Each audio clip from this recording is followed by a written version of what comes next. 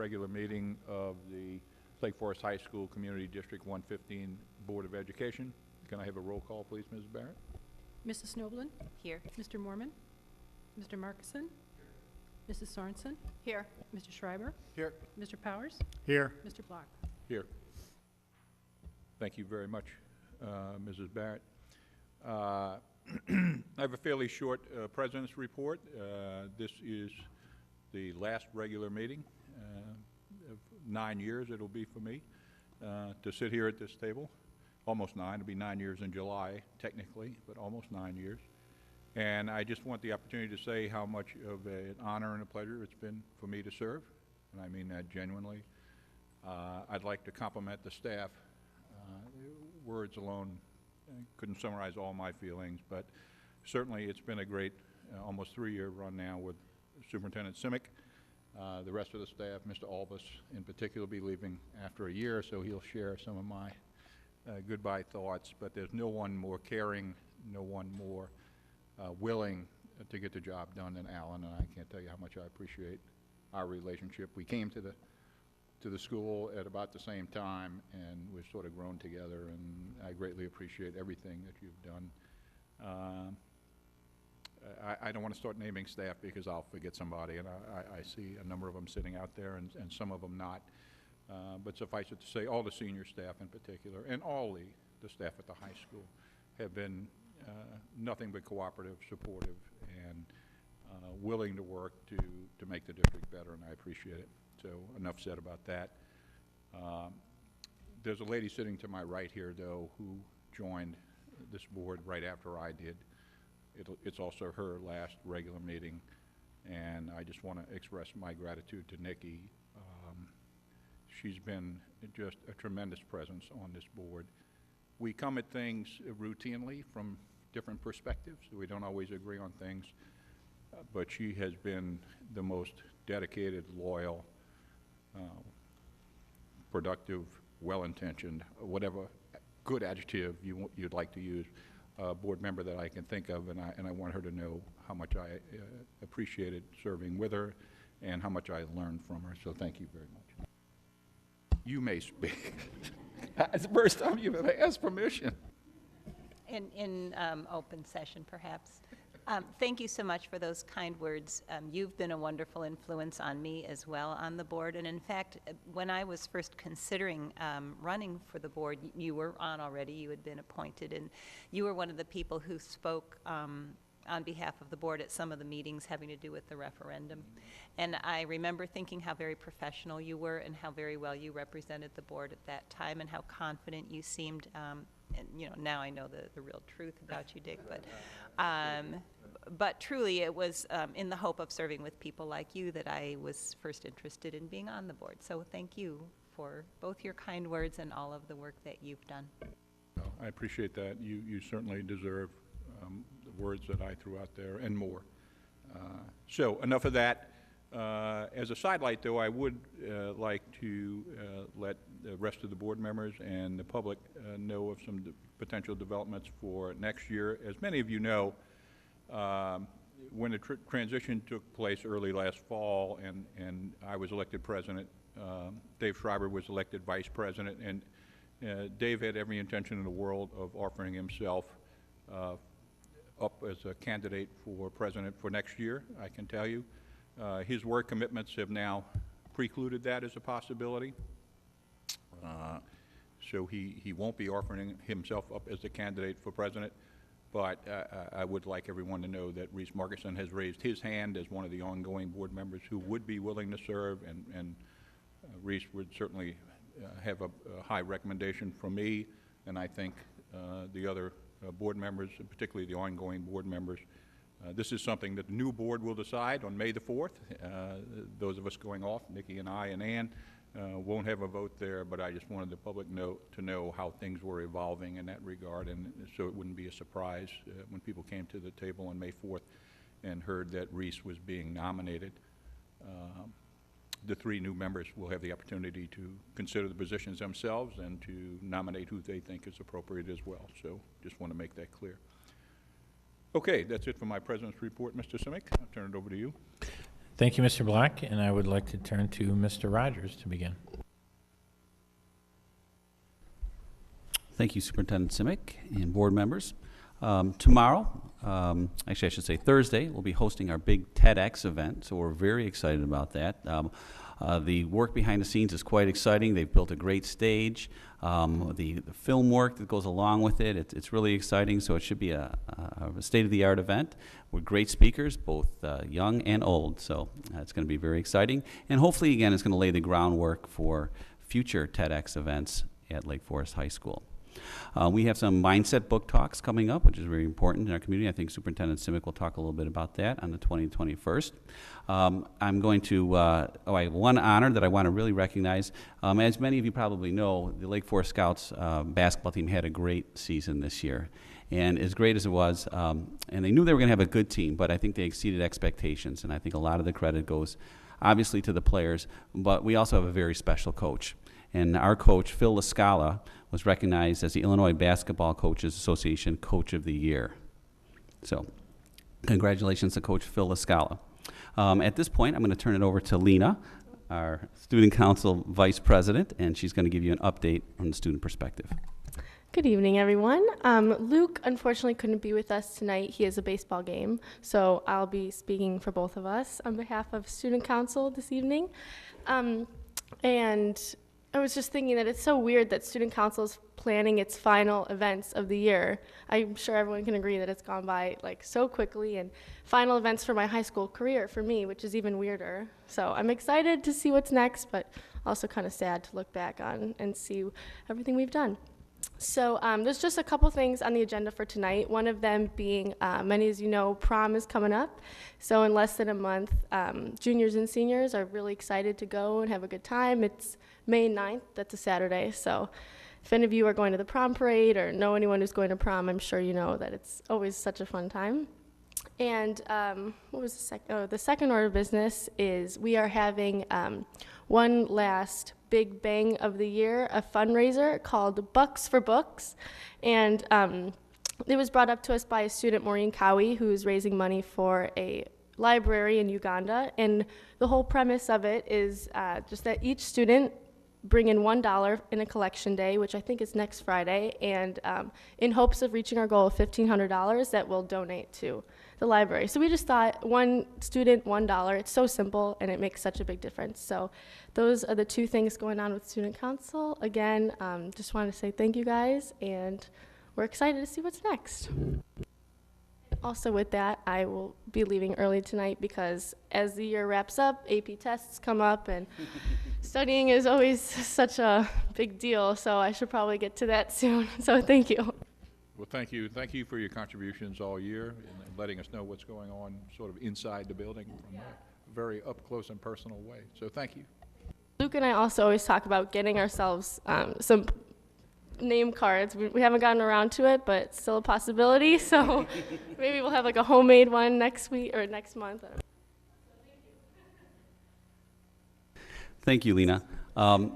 This is a really exciting time for the school as we're seeing teachers' practices really advance.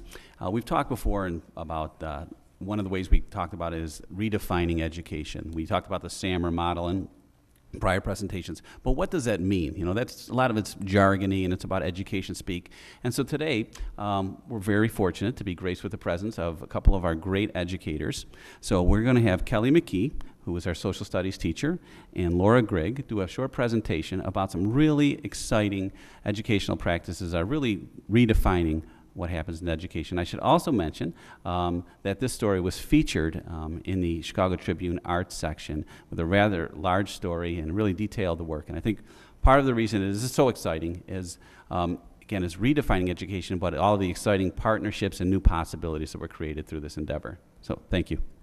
Great, thank you, Barry. My name is Kelly McKee. I teach in the Social Studies Department, and this is Laura Grigg, Lake Forest High School librarian and technology guru. So I've been working this year with Laura and Jimmy Giuliano and Chris Ryder in the yoga studio, and trying to come up with new ways for students to demonstrate their knowledge. And in my world history course, one of the courses I teach is World Civ 2. It's a CP level course for sophomores. It covers the modern day from 1500 to today.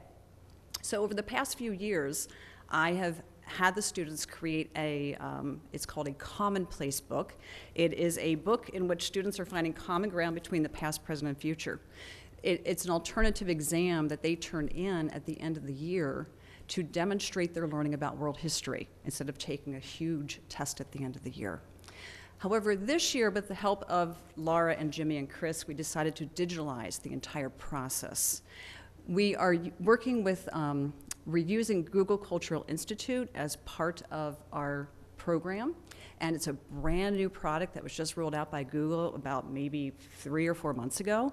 So one day I was brainstorming with Laura and with Jimmy and with Chris, trying to figure out, because we have a whole entire art component that the students integrate into the process, and Jimmy said, oh, what about this new product called Google Cultural Institute? I was like, sure, but I've never heard of it before. So we started looking it up, and we realized it's this amazing website that allows kids to explore artwork all over the world. And then we needed a digital platform, because in the past, the students used to create this book, which is fantastic, but it would sit on a shelf at the end of the year, and then we wouldn't really see it much anymore. So Laura said, well, why don't we use this really neat program called PathBright, which we're going to show you an example of a PathBright online digital portfolio. But first, I'd like to share with you a brief little video that Jimmy Giuliano created. I do a lot of work with the Art Institute. I'm on a teacher advisory panel at the museum. I work with a lot of teachers and their education department. We do a lot with best practices of visual literacy. We work with a lot of institutions around the city and the suburbs. And when my students were preparing to go down to the museum for their field trip for this project, I thought, wouldn't it be really neat to contact Google Chicago and extend an invitation to them? You know, this is what my students are doing with your brand new product called Google Cultural Institute. We would love to have you join us at the museum. So we were really overwhelmed by their response, and before we knew it, we had more and more and more people signing up to go from the Chicago office. So we thought, well, let's first engage in lunch. Let's have a lunch together. And what the students did is they all created these name tags, which you're going to see a little video of the kids. We had each student create what's called a moonshot idea. So moonshot thinking is created by Larry Page, who's one of the CEOs of Google. And it's the whole concept is you take a thought, you take an idea, and you just maximize it by 100 times to make it really super outstanding. So we thought this would be a good icebreaker. All the students have their lanyards. They have their moonshot idea on the front. They can share this with the folks at Google. Then on the back, they have a few things, including a question that they want to ask the folks at Google themselves. How many of you saw the article in the Tribune? It was published March 19th. Okay, so I'm just going to show you a brief little video clip, and we actually sent this to the folks at Google before we went down to meet with them.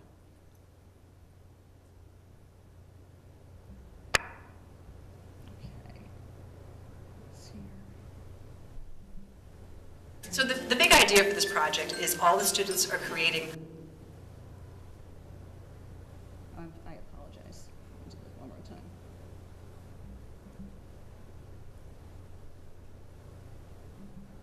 So the big idea for this project is all the students are creating what is called a commonplace book.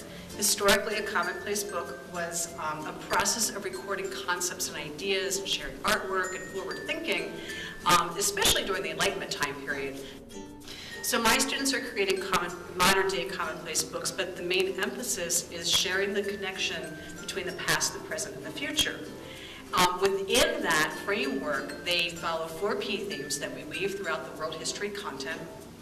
Those P themes would be power, poverty, population, and progress.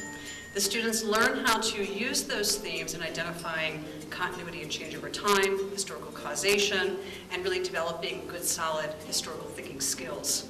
One key important component of this world history class is how do you develop visual thinking skills for the 21st century, and using artwork from any given period throughout history is a great vehicle for doing this. So introducing students to Google Cultural Institute, they'll be working in groups, they've selected their pieces, they've already have written out their analysis, they've discussed this with their team members, and they will be giving presentations at their specific pieces of work when we go to the museum, in which they'll be videotaping these and then creating galleries of their own on Google Cultural Institute to showcase their work. So going back to the original project of the commonplace book, past, present, and future. We have an art component. We also have a local history component where students are becoming very aware of the community in which they live by analyzing the history and the purpose of a particular landmark here in the Lake Forest community.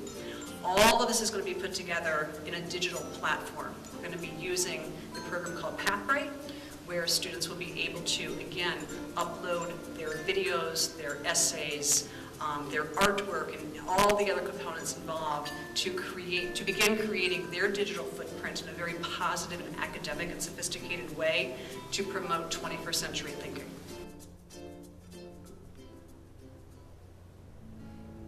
Hi, I'm Catherine. My moonshot idea is a pollution-killing light bulb that also gives off UV rays, so it helps stimulate your vitamin D in your body.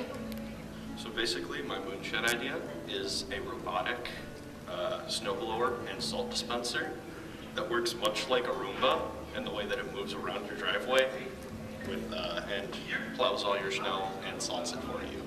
Hi, I'm Jessica, and this is my invention. It's like a weather transporting machine, so if you aren't feeling like the weather, you want it to rain or snow, or you want it to be fall or summer or sunny, you can go tap the machine and it will bring your environment to whatever weather. I'm Jason Cass, and my moonshot idea would be about time warp. The idea would be to you shrink time in front of the spaceship and you would expand time in back of the spaceship. So in theory, you're not even moving, you're just expanding and shrinking time around your vessel. Hi, my name is Julie Sobolewski, and my moonshot idea is an app that can tell you like why you're upset or why you're mad, because everyone has those days where they're like upset about something and they're not sure why, so they stress out and they make everybody else around them super stressed and anxietized. So it just tells you the reason why you're upsetting to is, whether you're stressed or hungry or tired, and then it gives you like a list of things to do or like think about to help get you back up to your normal state.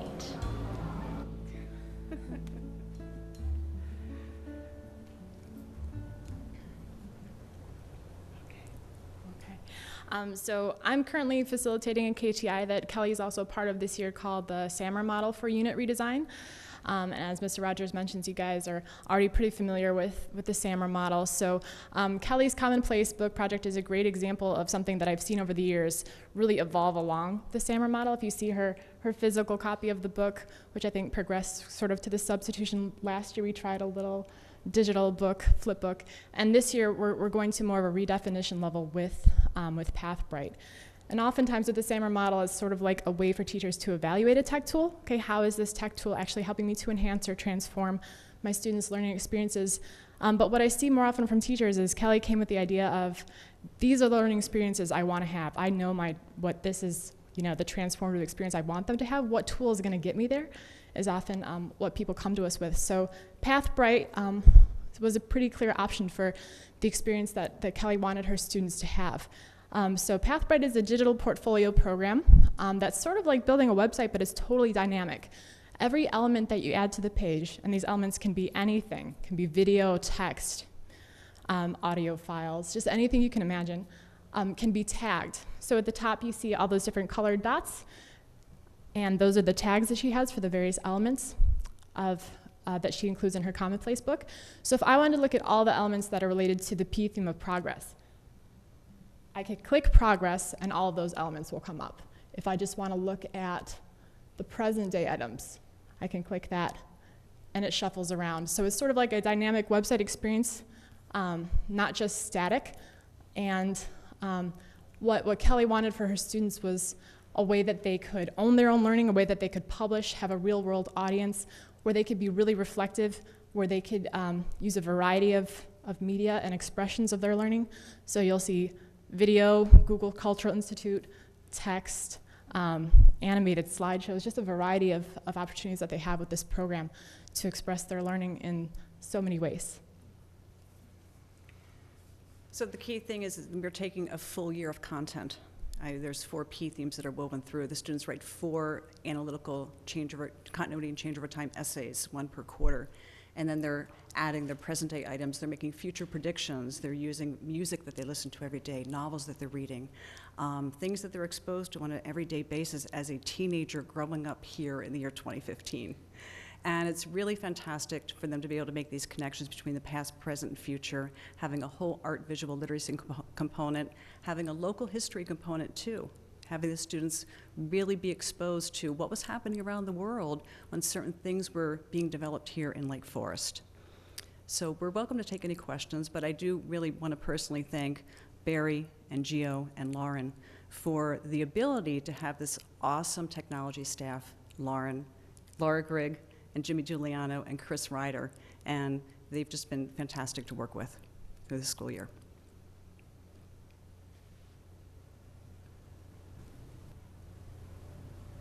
How has this been received by the students? What kind of feedback are you getting from them on this project? I think overwhelmingly it's been pretty positive. The idea of having an alternative assessment exam is something that some kids are just not used to. However, if you asked any child about the project, they would say, "This is quite a bit of work, Ms. McKee." You know, this actually makes me think about things. And you know, we're constantly telling kids in the classroom there are some things you just can't Google.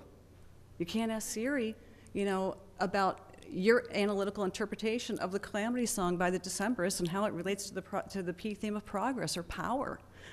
So it's really an opportunity for the kids to think outside the box. It's not about reading the text and taking a multiple choice test. And that's not really what life is about anyway. So I think overall, you know, we're coming to the final stages of this. We've been working on it all school year, so it's been very developmental. And they're going to be really happy in May when they get to share and present their work with everybody. And we're hoping to have Google Chicago come to see their presentations. Yeah. And how many students were involved in this process through the year? Well, there's 2 sections. I teach 2 sections of the class. So there's about 24 students in each class. So yeah. Mm-hmm. Yeah, right, yeah. And do you have any insights as to how your fellow teachers may feel about this? Or are they excited? Are they looking from a distance? Or are they? What do you think, Laura? What would you say? What was some of their feedback at the department meeting? I think they're extremely excited. Yeah, I presented the whole project about, 3 weeks ago? Yeah, just before break. And I think one of the best things is sharing ideas and being able to not only have students share their ideas, but teachers share their ideas to other teachers. And I know there are a few teachers who are already putting PathBright on their curriculum for next year for a student-based project. Yeah, the overwhelming response from the meeting that I remember was how much they enjoyed hearing other teachers share what they're doing in the classroom and how that was so much of a more worthwhile way to spend their late start day than other forms of professional development. And how many opportunities do you have to get significant positive coverage in the Tribune? So we thank you for that. Yeah, I was shocked. I was like, Google, they asked if they could send a reporter. So they again, Google sent one of their top people from Washington, D.C. They sent one of the creators of Google Cultural Institute to meet the kids. And what was really interesting, at the end of the day, I had the students fill out a reflection handout. What was the most important thing you learned about yourself? What was the most important thing you learned about Google? And so many of the kids, especially the boys, said, I learned that I really, really like artwork. I really like art. But many of the students really reflected upon that lunchtime dialogue with the people from Google. And they said things like, Ms. McKee, the person I had lunch with told me in high school they never knew they would work for Google because Google didn't exist. And that really hit home with a lot of the children. And again, thinking about all the jobs that simply aren't there right now, but they will be there in the next 8 years when our kids are out of college. Are there parallels between this type of project and a portfolio project like a lot of classes do? Is it, in a sense, is it an online portfolio? It's an online portfolio, but it's not just a historical representation of the past. So we're making the connection between the past, present, and future. Then we sprinkle in the local history and all the art, visual analysis, and everything else into that. So I'm sure it differs from other, I know a lot of teachers in the English department do portfolios as well. What's nice about this is that it is very there's a tech word, what I'm looking for, multimodal? Multimodal is one of those. Multimodal, okay.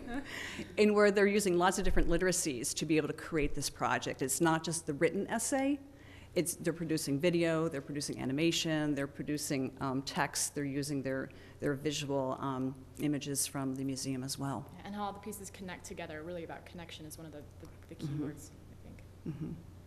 So how do you feel about this sort of assessment compared to the standard assessment that you've typically done?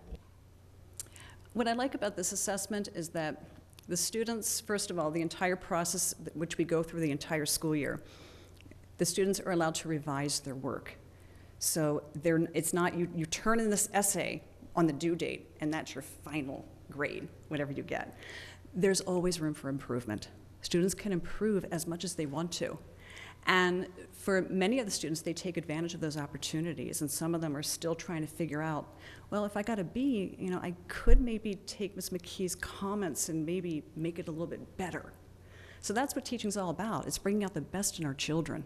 It's not just saying, oh, you got a C on this test, so therefore that's going to be your grade. Now, the revision process, we use Google Docs and Hapara to be able to make all this work, through the written portion. And it's really fantastic how students step up to the plate to improve themselves. And as a teacher, I admire that tremendously within the students, but they also, I think, are thankful that they're being given an opportunity to develop and to grow and to improve their skills across the board. It's a formative assessment for your final assessment. It's really rare. And I'm going to ask you to speculate.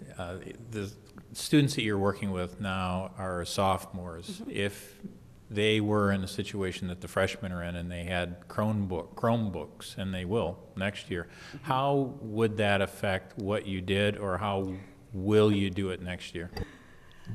Well, having one-on-one for my sophomores would be a dream. It would make it so much better. They would have instant access. I wouldn't have to sign out a lab, or we could stay right in the classroom and work on their projects.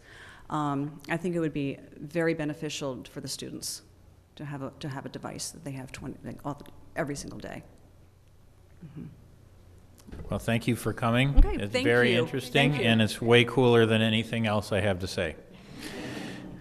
Thank you very much for your creativity and the excitement you bring to the classroom. It's really a great example, and it's also, it reminds me, we have two teachers that are working with freshmen, and one of them is very technologically friendly, and the other one is a self-described Luddite. And what is surprising there, and just like Ms. McKee, your comments, is that this teacher feels that if my upperclassmen had the opportunities that my freshmen had, all these cool things that we are doing, I just feel all the time like I somehow have cheated my older kids, because it's so much cooler what we're able to do now. So thank you very much for that. It's perhaps the busiest time of year for our schools, and the pace of our school day seems to be quickening. And with the sage guidance of Mr. Rogers, Mr. Benincasa, Mr. DeRosa, Mr. Giuliano, and Mrs. Grigg, among others, the high school will host its first ever TEDx event on Thursday. And I have to tell you, the energy around this is absolutely incredible. It's a very tough ticket to get. One of the things we learned today was that if we send one of these folks to a TEDx event, then we get sort of unlimited TEDx ability. We get to do the big events, so you can make this an annual occurrence. It doesn't come cheaply, but it opens the door to all sorts of cool things. One of the most encouraging things about it is that they really hope that they would have 4 students that would participate, that would come up with ideas and say, yeah, I want to be a part of this event. The last time I knew, they had 40.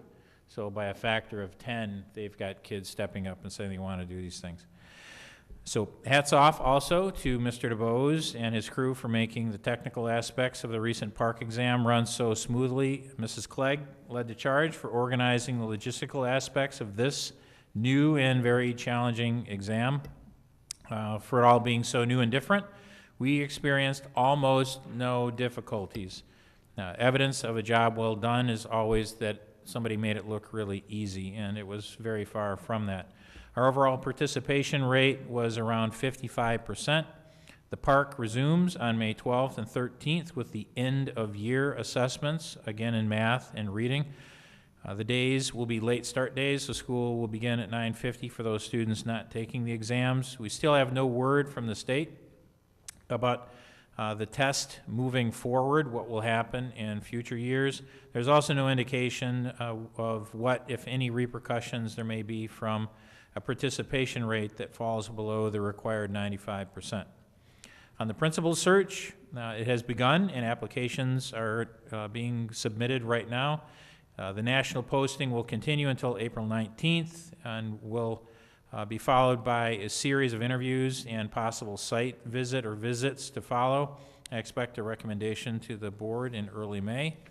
On other items, we have our book talks coming up, one on Monday, April 20th at 10 a.m., and another one in the evening on Tuesday, April 21st at 7 p.m.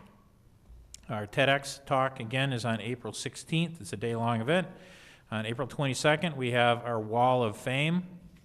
I would strongly encourage any of you to come.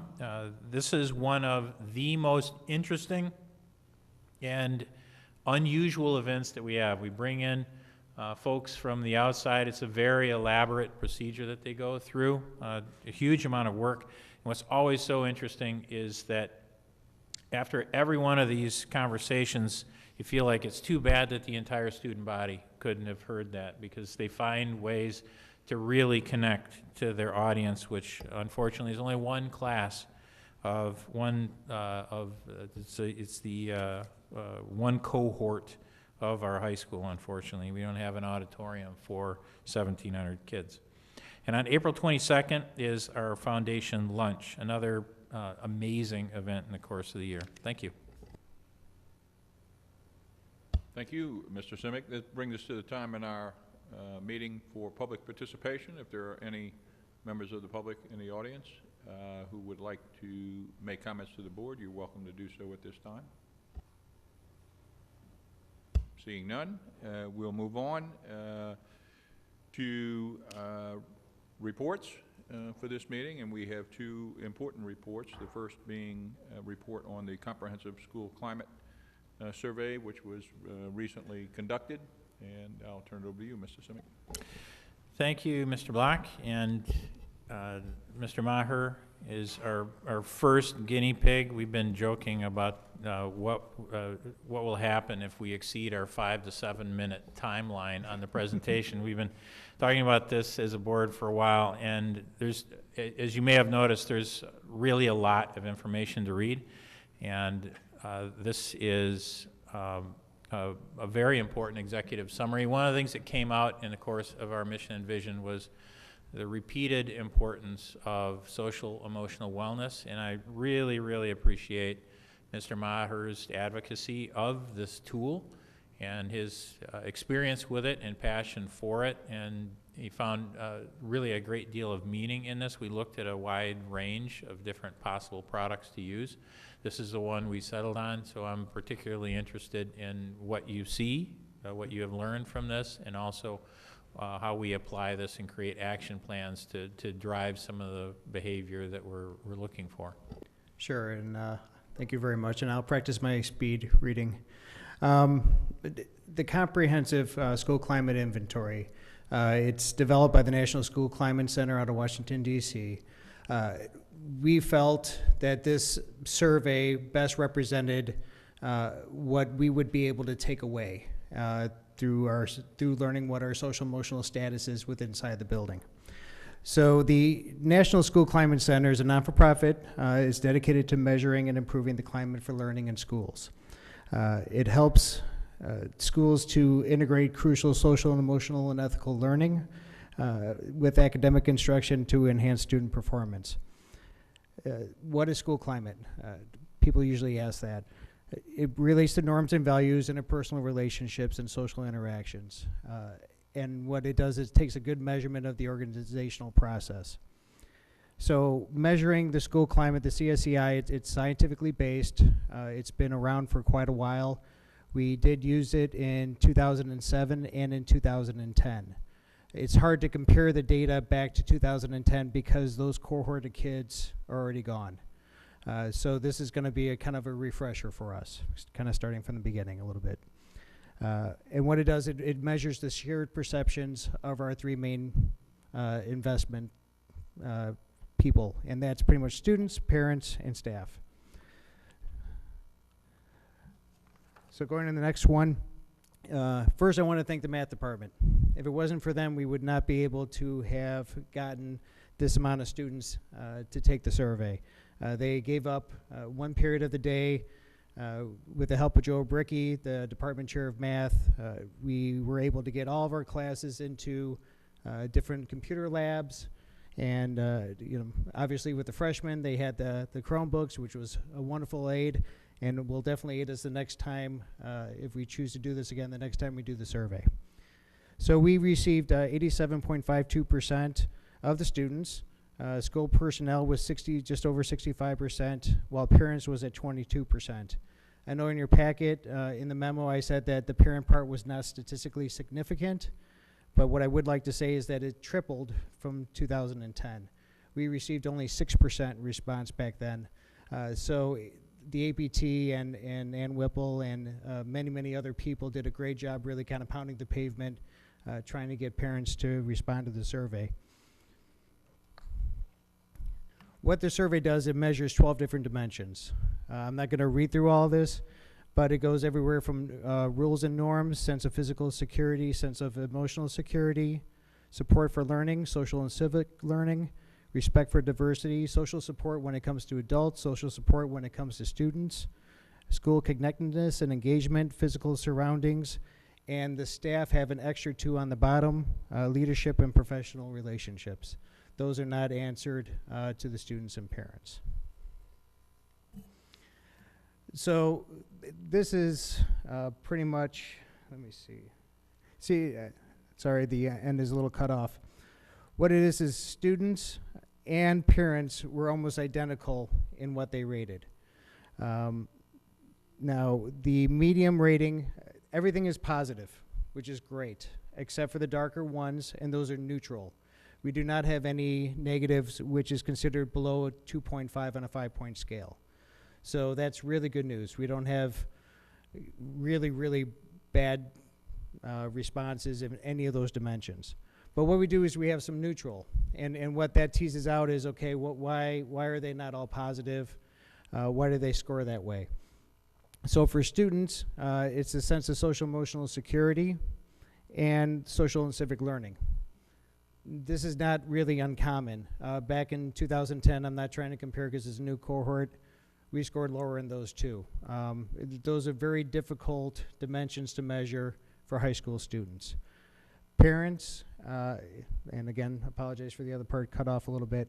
Parents said the same thing. So it's a social emotional security and social and civic learning. School personnel, everything was positive. Leadership scored neutral. Not necessarily uncommon when you have a lot of fluctuation like we've had over the last 3 or 4 years. So what does this mean? Moving forward, our plan is to talk to faculty and staff, to use this information to present it at department meetings, to create conversation. Through that conversation, the hope is to come up with some action plans. What is it that staff are concerned about? We wanted to do the same for students and community. We would like to present it to student council, create conversation, present it to the APT and any other parental group, kind of get their feedback, what they feel the numbers mean. Again, this is a great conversation starter. And again, from there, take on all that information, figure out what we need to do as far as next steps, Because obviously, we'd like our positives to be more positive. We'd like our neutrals to be positive. That's it, hopefully under 5 minutes. Any questions? Mr. Simic told me he could not be held responsible if you went over 7 minutes. So, congratulations, Tom. And this doesn't count, by the way. I hear what you're saying about a different cohort of students in 2010 and certainly in 2007. But I am interested overall in whatever comments you could make about trends between those three sets of data that we now have that are, I presume, similar. I mean, I presume the questions are not the same, very similar, and the final assessments were the, you know, I will say measuring that the same things. they are similar. I believe we have improved with diversity, which had scored lower back in 2007 and 2010, respect for diversity. Staff had actually, in 2010, lower scores for our physical safety. So at that time, the school building was not locked. We did not have fobs in place. Since then, that score definitely has risen for staff.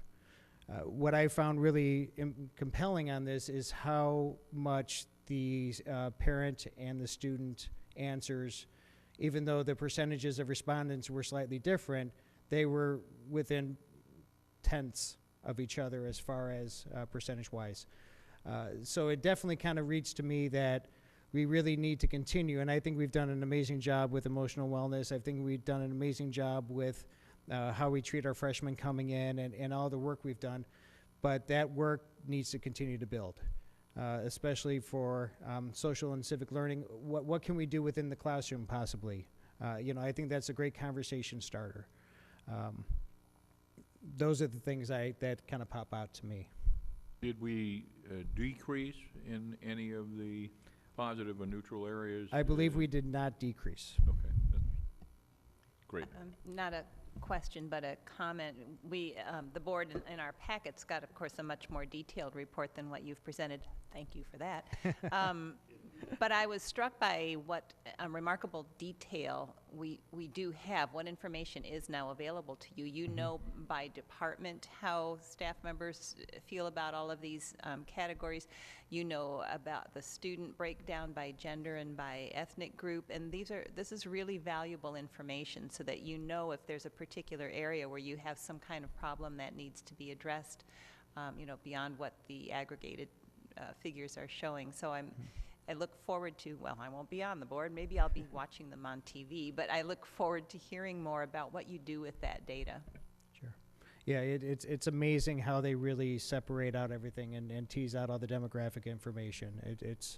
And then the pie charts are pretty vivid. So, yeah, this is why I felt really strongly about this tool. I feel like it really does a nice representation, and it really gives you a lot of information that you can work with. Question for you. Can you go back to that slide that had the blue? Sure. Neutral. I'm just curious, so once we get the data, whether it was 2010 or this year or the prior years, other schools are taking the survey, I presume. It's been around for a long time. It's scientific.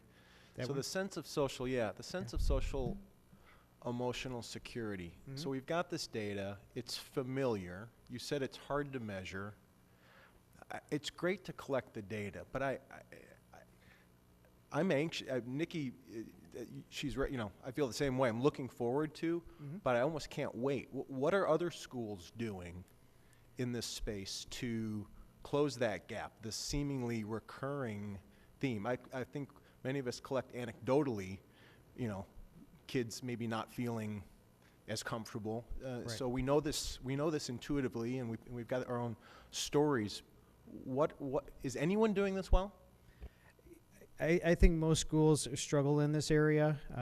I think high schools in particular, because it's easier to address at the elementary and middle school level. I believe we're ahead of the curve at many areas, and that helped out in 2007 when we started emotional wellness and we're involved with the Charm Foundation. I think historically from there on, we've really kind of done a nice job continuing to build. I think it's a constant fight. I think it's a constant fight against social media. where I think a lot of kids do not feel safe and where a lot of teasing occurs. In the dean's office, where I'm a dean, we're constantly having to deal with those type of issues. So I think it's, when we meet with the other deans, when we meet with social workers, it's a constant battle for all the high schools, and some are a little bit farther along than others. I feel like we are very open. I feel like we do a really nice job at trying to deal with emotional situations when they occur. I think our group of social workers and psychologists do an incredible job along with our counselors. It's a battle, and sometimes you have to tweak the way you do it. You sound like a firefighter a little bit, right? And, It is. So, you know, what's the fire prevention? And I know it's an ongoing thing, but I'm looking forward to making something of that data. Great. John, thanks for the presentation. I know we've talked about this, and I've talked to Superintendent Simic a lot about this, but yeah, as Nikki said, we got the deeper presentation, and there was that social emotional security where it said 15% of our kids, which to me that was a big number of kids that were, you know, that were below the norm. I mean, that's a lot of kids. That's a lot of kids. Were you able to drill down deeper into that to find out anything more about what that meant, other than I don't feel socially or emotionally secure? It has to do with really teasing and bullying. And again, I think it has to do with access to social media and how that has really opened that up even further than it was prior. The interesting part is when you take a look at the demographics, if I remember correctly, there's a lot of information, but I believe the freshmen scored the lowest. So, I scored the lowest, I should say scored the highest. They scored more positively, and then sophomore year, it kind of took a dip. So I think one of the things we need to talk about is what are we doing that sophomore year? We're doing these great things for freshmen. You know, we have Link Crew, we have the clap in, we have a lot of positive things going on. We're working with the middle schools hand in hand throughout the entire year, all the time. We're social workers and psychologists and counselors. So what is it that we need to do for sophomores maybe? And then junior year, it kind of goes back down, it goes back up a little bit, and then senior year, it goes back down a little bit. So it's kind of like this little wave. Again, good conversation. What else can we put in place that maybe help support sophomores to give them a boost through those next years? Sophomore year is a tough year, and junior year is really scary for a lot of kids. I would encourage you, and I know you're doing this, and it's more a statement of support, to go deeper than the surveys, deeper than the conversations, and meet with kids, talk with kids, deal with kids. I've said this to Superintendent Simic, the fact that we only have 3 social workers. And I don't know how many football coaches we have, guys, but we have a lot more than 3. And I think it's a disproportionate, and I know it's a different thing, but we need more support in this area. And our social workers and psychs are busy all the time. So thank you for that support. Other questions or comments, board members? Thank you very much, Tom. Thank you. Appreciate it.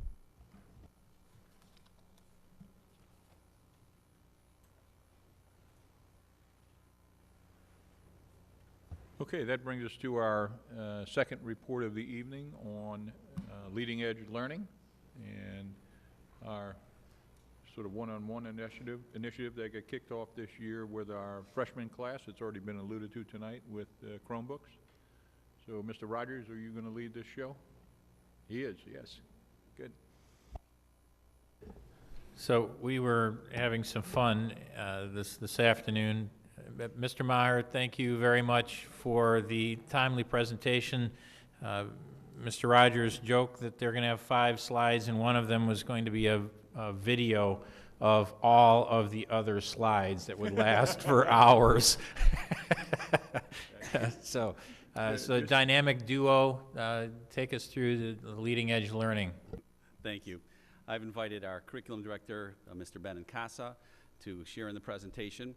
A year ago, I came before the board asking for approval of this initiative. And I know this was a lot. This was not a small ask. It was a relatively new principal with a relatively new superintendent wanting to do something very big.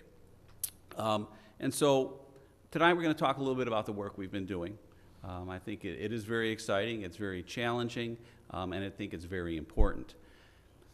I want to thank you. I want to thank all the members of the board because it was an investment. It was an investment in a number of ways. First of all, doing something like this and doing it right, you have to put your money where your mouth is. And that contribution from the board was an investment, but it was also an investment in trust. It was an investment in trust in all the administrators, our staff, Mr. DeBose, our teachers, our team, our Director of Curriculum Instruction Assessment, Lauren Fagel, Lori, our whole team, we were all on board about doing this. And again, I just want to thank you because we're here a year later to tell you about the exciting things that are happening. And so it was certainly about bringing new technology to the school. It was about meeting students where they're at with technology that they would find it's relevant. But it was so much more, and I think that was really the turning point in our conversations, that it really was a way to drive teacher practice. It was really a way to create new possibilities for students. It was a real way for students to leverage technology in whatever field they're going to go into. And I think last and probably most importantly, from what you saw earlier from Ms. McKee, it was really a way to transforming what's possible in teaching and learning and engaging, inspiring kids at the highest level. So, as we're moving along here, okay, I've done just a little connecting to the strategic plan, but I think this was also key. And so the strategic plan reinforced a lot of the things that we were talking about. And during that strategic plan process, we said, well, what is important in school? I mean, at its essence, that's what a strategic plan should do. What is important? What are the North Stars we should be aiming for? And so we talked about having that type of environment, which is inspiring, which enhances learning, and it really goes beyond the regular. And so we're doing a number of things. Obviously, you do things in a digital realm, but we also mentioned we're doing things in terms of designing new classroom spaces. We have 5 brand new classroom spaces. We have an innovation incubator. We're planning on growing those spaces and probably matching that with another 5 to 10 additional spaces. We're going to also be planning on creating what that looks like in terms of some of the other technologies in the room, moving away from the smart boards, new digital projectors, so on and so forth, and what that looks like.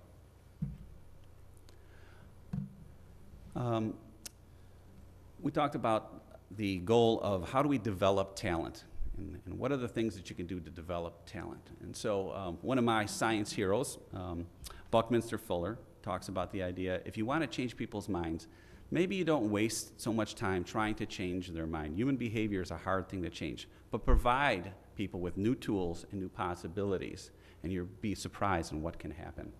And so what we did is we took those tools, but we redefined that paradigm in terms of how we deliver professional learning. And so we looked at what the best corporations are doing, what the top schools are doing, and we moved from that talking head would come into a school, right? This is typically what I was experiencing, and Mr. Benincasa, an expert on X, would come in twice a year and tell you about something. But we said, how do we get that learning to be real time? How do we get to be relevant? Through the course of this year, I'm happy to say we've had over 1,000 visits to the yoga studio, and well over 900 were show us how to do something new. And Mr. Simic referenced, yeah, we have different teachers at different levels, absolutely. So whether you're a novice or you're somebody who's maybe a little bit advanced, there's room for growth. And so I think that's really an exciting opportunity. And we've seen it. We've seen it in teacher practices. That being said, we also know we have a long way to go. And when I say we, it's not just Lake Forest High School, but it's the profession. And this is, I tell our teachers, I tell anybody at a dinner party or anywhere I'm out, that this is just such an exciting time for teaching and learning, having the tools that we have and having the new understanding about how and why people learn. We talked about a little bit about how we reach the needs for every student, and we're finding that technology is a way to meet every student. And so lots is made about how do we individualize instruction, how do we make that personal to students. And so certainly in a digital environment, and there's been plenty of science fiction movies and stories about how technology can depersonalize the world. But we also seen a number of examples how technology has created more readers, created more communities, creating more dialogues. I don't even want to tell you probably the number of texts that your children send on any given week or any given month. But the average is now in the thousands. So that whole idea, it's a different world. And again, it's meeting where they're at. But again, it's defining instruction so that it is about inquiry and having those tools to do new things and to research new things. So the information that's out there, living in an information-rich world, it is not just held in the hands of one instructor. The instructor now is someone who's facilitating that and coaching the teacher, coaching the students through all of these exciting changes. And so we're finding that we're having students that are that have IEPs that need additional help. We're finding software programs for them. We're finding teachers that are using these tools to help grade papers and get back to students and give meaningful feedback in great times. We've got teachers, for instance, in our math department who are flipping lessons and making that learning available for students 24/7. So very exciting stuff. The last slide, I just want to talk about some of the data. So we did a little data collecting, and we'll do this mid-year each time about the students. And you have a richer set of data, just like the climate and culture survey. And so it's showing, hey, we're making a lot of progress. So going from a place where, I don't want to say our starting point was 0, because we certainly had technology in the room, but we've really seen a step forward. And some of the things as we kind of look in there, we talked about, you know, the daily usage, and that's the first set, the first histogram up on the left. So students are using it, and it varies. Obviously, it varies from classroom to classroom, and it varies from students to students. But having that technology available for their homework, they seem to be using it for their homework.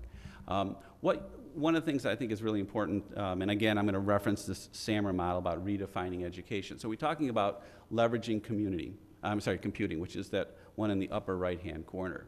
What we hope to see is we hope to see that that will actually change over time, so that instead of just substituting things for PDFs and other types of documents and finding information and having access to more information, those practices, like the ones Ms. McKee talked about, will start to push that graph further to the right.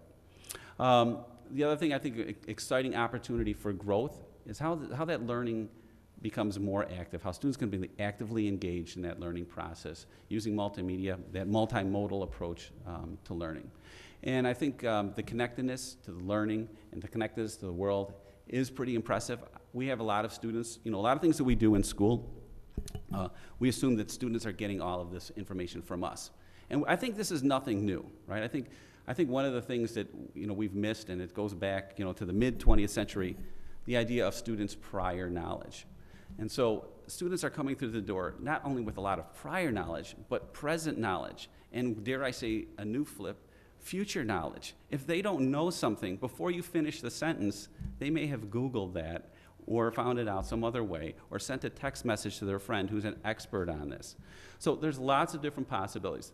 The last thing I would kind of end with, and then we'll entertain some questions, how this is starting to affect some of the new classes and the new offerings that we're having. So we've talked a lot about the Innovation Incubator and how that's redefining what that learning space is.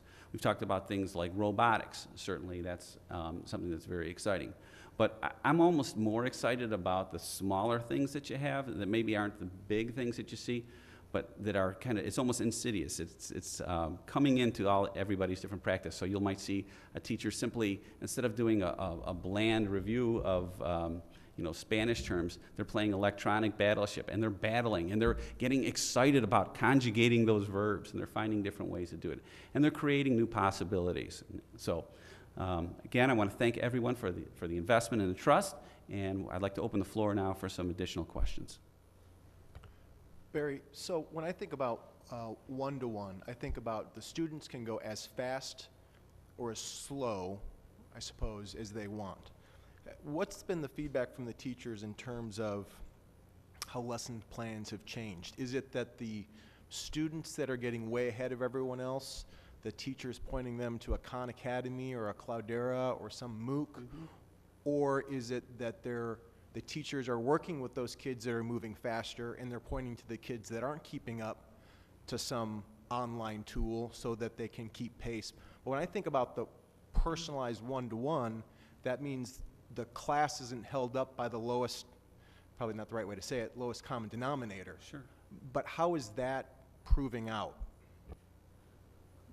That is a game changer, because some of the things were almost unplanned, and teachers were seeing this happening, right? So there were kids that were accessing some of these resources that weren't in the curriculum.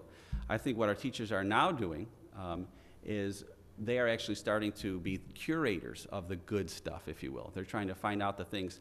And so one of the things that we're doing as we're rewriting our curriculum is we're starting to build in ways to reach all of those kids, to kind of diversify that lesson. So if you're not understanding how to factor something, and there might be another resource that you can use, and here's something to practice with. Here's a virtual chemistry lab that you might want to do. Also, what we know is, and this is something that's scary, that many times, in many cases, students come through knowing more than half the material when they walk into a classroom. And so the enrichment possibilities for kids to keep themselves interested is pretty exciting. But I'm going to let Mr. Benincasa kind of take it a little from here. Okay. One of the things that's nice, especially if you think about that concept of digital curation, you can imagine a syllabus for a class, and that's the high point. This is what we'll all be doing. And you can easily see how that becomes a baseline for a class now. And a teacher, in much the same way as you saw with Google Cultural Institute, can curate a richer set of resources. As an English teacher, there's an inclination to teach an English class as if every one of your students will become an English major. What you can do now is provide that kind of depth to the class experience that a student can go as deep as they want to, as their interest will take them. And that really changes a lot for the high-achieving students. So in one sense, in education, we have a lot that we've said about working with students who are at risk and so forth. This really provides an extra set of resources for students who are leaning forward and want some more.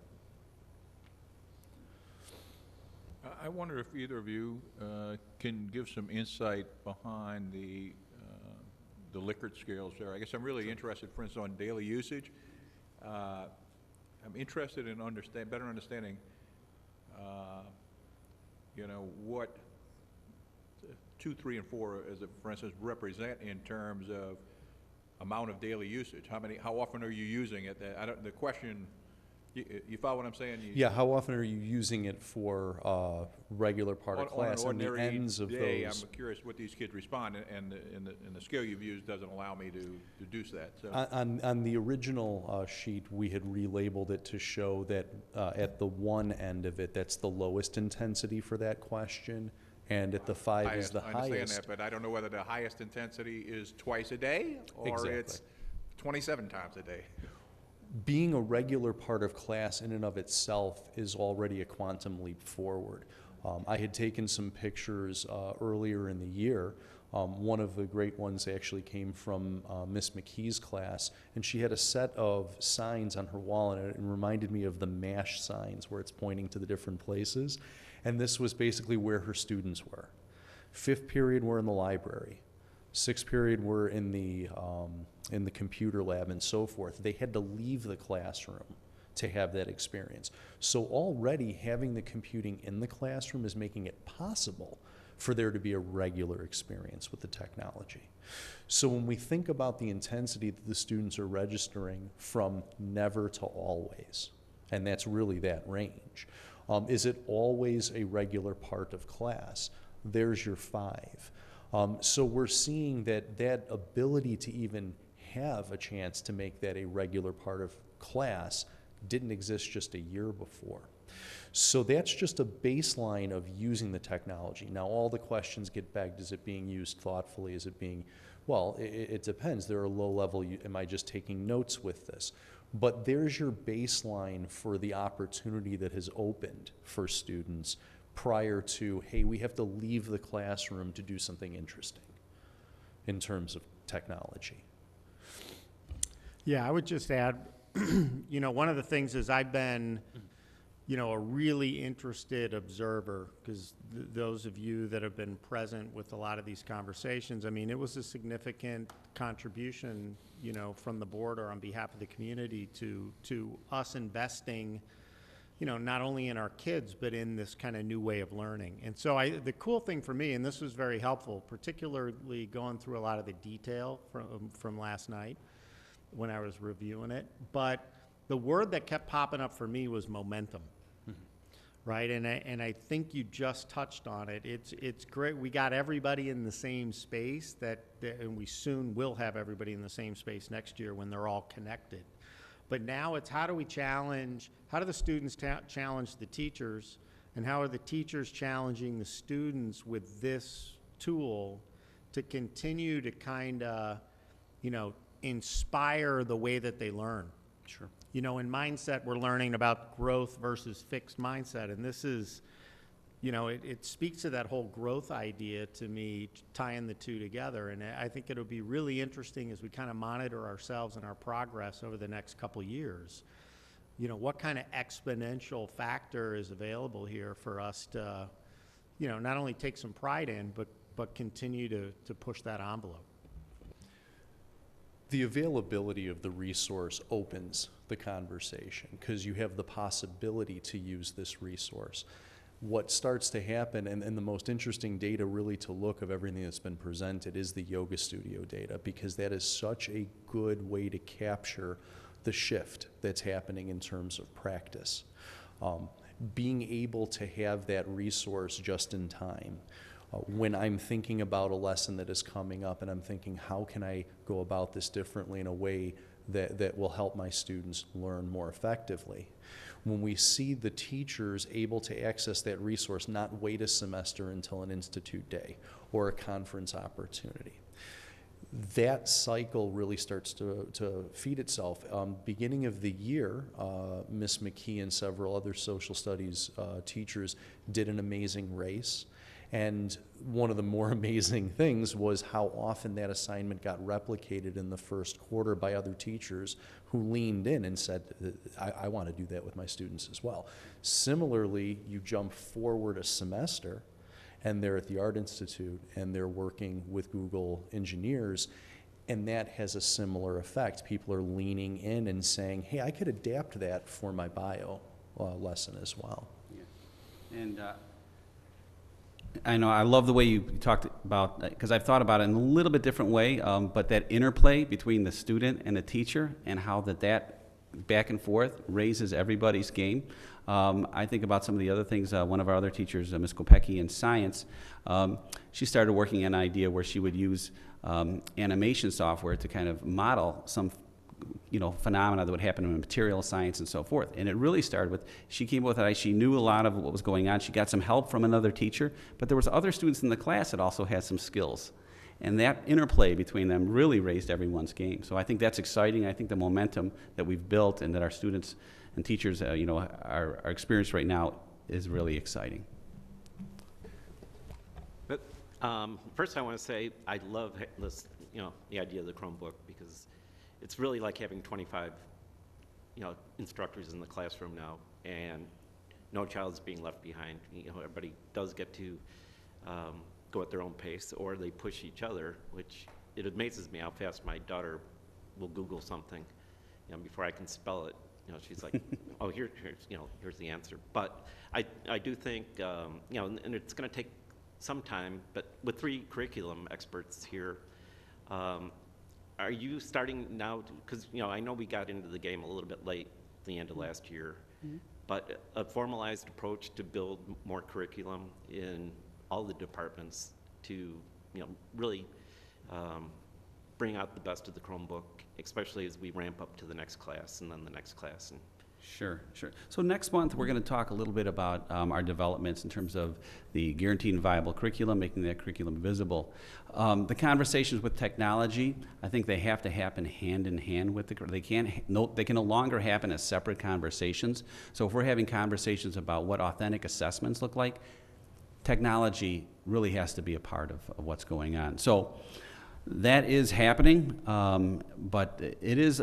I think you're outlining a lot of the work ahead, quite frankly, Mr. Moorman, and that's, I think, what we're excited about. And we see it happening in pockets right now. So we have exemplars in every different department, and I think we need that, because as much as we can talk about these things in theoretical perspectives, it's just as great for someone to be able to look over their shoulder and look at a colleague and see what they're doing and go to the yoga studio and start to develop what they want to do. So we're going to continue to have those conversations and continue to develop that curriculum. It's also important that it also provides the opportunity to make this curriculum accessible to more people. So the visibility of it, there is a power in that. When other teachers can see it, other parents can see it. When we can actually, I've looked at plenty of other schools' websites and their curriculum materials. There's plenty of websites actually that provide forums. Google EDU is one of the best that's out there. But Apple has a similar product. YouTube, has their own kind of education, which is an incredible platform, which also is. Not that this is a Google commercial, because we've said it a few too many times tonight, but the possibilities are out there to work on curriculum as well. And that's exciting too, because before, if you were lucky to have maybe one expert give you information, you've got all of those adult experts in the building harnessing that internal capacity, but now we can start to harness the capacity and crowdsource all the great stuff that happens out in the world. Board members? Thank you both very, very much. Very exciting. You listened to us, I think, last year when we said we wanted to keep track of where this thing was going, and we appreciate it, and we particularly appreciate all the excitement that surrounds it. So thank you. Thank you. And before you run off, just one quick follow-on question. Now that you've had a year's worth of Chromebook use under your belt, is this the right device? I think it was, and I think we've got Mr. DuBose here. Mr. DuBose is really our guy who's working with the switches and the wires and all of the hardware end of it. I mean, we all dabbled in a little bit, just enough to create more problems for Mr. DuBose and more challenges. But I think it's fair to say that we're very happy with the device that we've selected. In terms of break fixed, I think we've had a great track record in terms of that. Is there anything else you'd like to add? From a break fix, we could have chosen a Windows device, a Mac device, a Chromebook device. Personally, I think the Chromebook device is good because it provides students with the tool they need to learn. It provides us with the ability to manage that tool in a very fast, very efficient, and very clean way. If we need to have the students take the climate survey, all we have to do on a Chromebook is go into the Chrome management panel and say, I want every student to see this when they log in. Can't do that on a Windows machine as easy. For the Windows machines, for the kids taking that survey in the lab, we had to go to the lab, we had to change the desktops, we had to change the profile, it just took a lot more time. Chromebooks are easy to manage, and they provide the students with a tool that they can use for their education. So I think it was the right choice. And the only thing I would add too is it is, it's also a very strong device in terms of its capabilities. I mean, obviously it's not a high-end graphic, a design machine or something that you use for quantum computing, but it certainly does great job with video, does great job with multimedia, great job where kids can vid chat and do other things that they want to do. So all of those things that you want to do, I think are there. And we still, the other thing too, we also have other great technology in the building too that we're keeping up. So we still have those specialty things like our telecom lab and our CAD lab where we have special need for special computers. But we've been very happy with it. And so as we start to select, we'll probably be looking at the same product. We are going to hold off on waiting because the way these things, if you wait a little bit longer, you might get the next version of the computer. So we're hoping to make a selection, coming up towards the summer. So, but I will also say the reviews have also been good. So we've also seen in the marketplace and other schools that have used this. And many other schools actually chose a more inexpensive version of the Chromebook. So the one we chose was probably the more expensive one. I mean, short of the Pixel, which is kind of the high-grade corporate device that really, few people would buy. But in terms of this market for schools, this was really the top of the line. Provided, I think, the best computing power, touchscreen, notebook capability, all those things that we were looking for. So, I think, again, it was the right decision, and we're pretty happy with the machine. Anything else to add, gentlemen? Park testing. Okay, yeah. So, yeah. We also mentioned it did help out also with park testing too, so that was just something that was brought up. Part of the reason it went so smoothly was because we had the technology to do that. And again, if you have the right tools, if working around the house, having the right tools for the right job makes it go that much better. So, thank you. And please, one last comment, guys, just do me a favor. Don't wait so long to make your decision that we're not ready for the fall for the rest of the school. I know how that is. It's a balancing act, but Yes. we need to make sure everybody's, you know, all dressed up with somewhere to go and not waiting for their Chromebooks. You got it. Thank you. Okay, that brings us to the time in the meeting for our standing committee reports. And Mrs. Snoblin, I'll turn to you first for your last Education Committee report, please. Yes, it was a bittersweet Education Committee meeting because, as I said to my fellow committee members, the Education Committee is one of the absolutely most fun things that I've done as a board member. It's always very rewarding.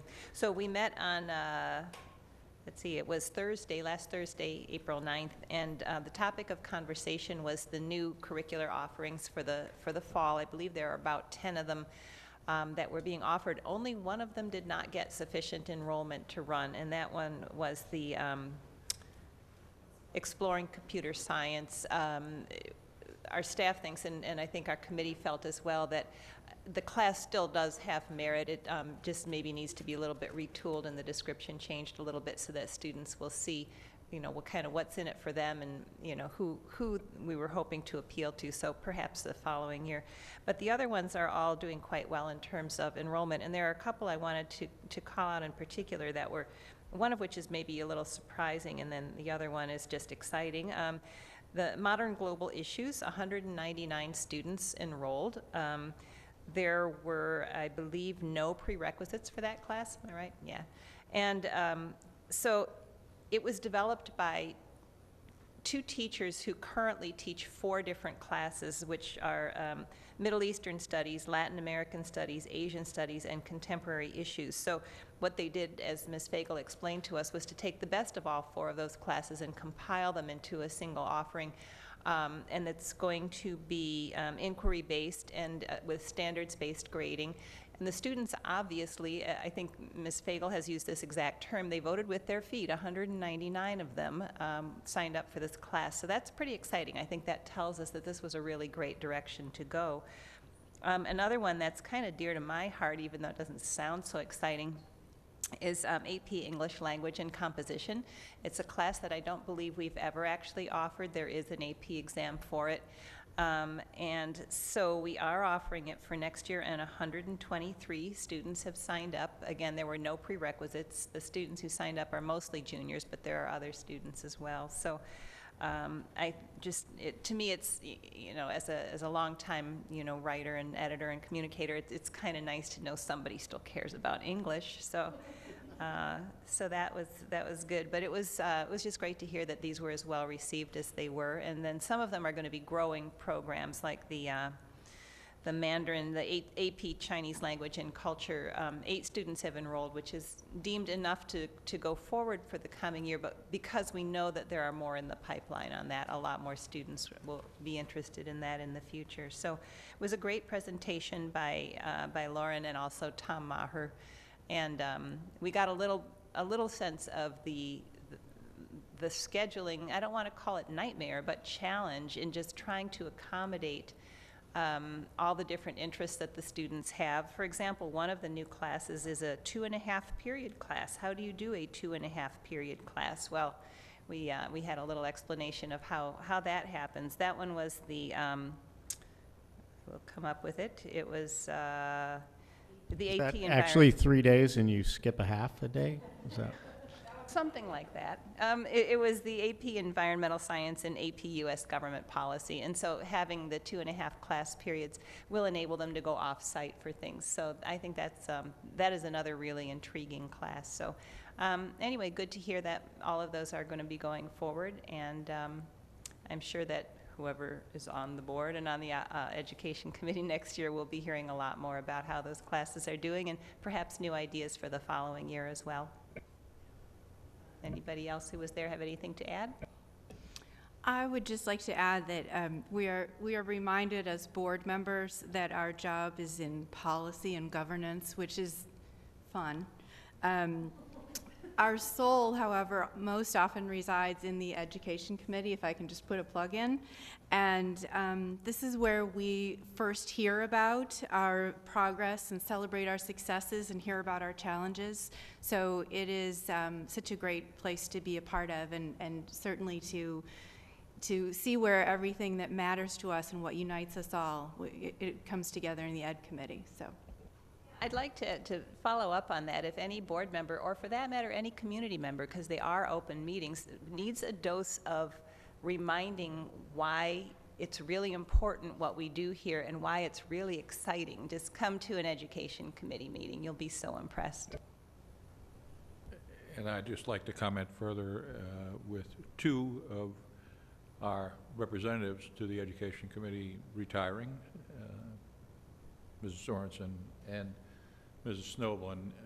I'm sure it'll be a big loss, but I'm sure new members will step up to the table. But I just want to take the opportunity to thank you both again. Nikki, I've already thanked you, and thank you for your committee work in particular. And Ann, I hadn't had a chance to thank you, but thank you for all you've done in that regard. And I think you're absolutely right. I think it is the soul of why all of us are at this table, and those administrators and teachers in the room, I suspect it's why you're here as well, because you care deeply about teaching and learning, and you want to change the world, so to speak. So we appreciate that. While we're thanking people, I'd like to thank Ann as well, because before she was a board member of the Education Committee, she was a community member of that committee and has always been a great contributor to it. So thank you. Yeah, 6 years, did I hear you say the other day? Is that about right? Or something close to that? Yeah, right. Okay, fine. And John, I'll turn to you for the Finance and Operations Committee report. A little less soulful, a little more. Yeah, Thank you. Really plenty of soul. However, we didn't meet, so that makes it easy. We did not have a scheduled Finance and Operations meeting. Our next one is Monday, the 11th, I think it is, 7:30 a.m. Here at West Campus in the boardroom A. We're working on the agenda now, and we'll report back the following day at the May board meeting. Okay, great. Thank you very much. We now move to the action item part of our agenda. The first action item for consideration is the approval of textbook purchase per policy, board policy 220. I don't know who in the administration is covering that, but Lauren, thank you. Good evening. Just wanting to come back and ask for formal approval of our textbook recommendations for the 2015-16 school year. This is pertaining to board policy 2:2.0, I believe, that lists approval of textbooks as one of the board's responsibilities. So hopefully, if you chose, you had the opportunity to review the actual selections. Again, our teachers work with our instructional directors to select the books, and then our instructional materials manager, formerly titled the bookstore manager, but we've evolved. She puts together, works with the vendors, puts together all of the pricing, works within our budget, and puts together the recommendation. Any questions? Lauren, is most of, with the textbook rental fee now, is most of this cost that's reflected in our materials recovered within a year, 2 years of, or how does that work? Yeah, I'm going to look to Brittany for I wasn't as directly involved in the new textbook fee structure. So as you know, prior to this, it was a pass-through cost. So when we established the 230, we looked at that past historical revenues, and Alan, stop me if I'm incorrect, and we said if an average of 1,600 students took this, it'd be 230. Going into budgeting, we kept it at the same at 500,000 for textbook purchases, and then we're going to keep it the same going into 15-16 because we need to establish that pattern. We don't know what kind of textbooks are going to get back, if we're going to have to replace 50%, 20%. So the conversation is that we're going to monitor those costs and hopefully understand how to watch that rental service as we go forward. I presume, though, that the strategic plan, so to speak, is to break even still, and that long-term, all things considered, we'll pay for the cost of the books. There was a board conversation a year ago about having some skin in the game, so it's not break even. We do have, I think at the time we were targeting about 25%, but I agree with what Brittany said, is we almost have to see a couple of years of patterns here as to what's going to go on, but we keep watching it. Okay, so what you're saying is the fees we charge students/parents will not fully cover, by design, our actual cost basis longer term. Okay. Just like the fees don't cover 100% of athletics. For example. Yeah, I'm well aware of that. So that was kind of the logic, is those of you in the community or those of you that have heard this story a couple times was, hey, that's the skin in the game piece. We need to be a little more consistent with something as important as our textbooks, and that's the reason we made that adjustment. Where I thought your question was going, Dick, was about the changing nature of resources for students, and just seeing the presentation by Mr. Rogers and Mr. Benincasa, what is the role of hard copy textbooks moving forward? And so what you'll see is more digital textbooks. I think you've heard me say this before, are still pretty early in their development. You know, they're evolving from just the PDF online, which is not that exciting, and kids typically end up printing because they want that hard copy in their hands. But we are looking more towards purchasing apps for the Chromebook, and so that's kind of part of the future discussion about textbook budgeting and how that looks a little bit different as well.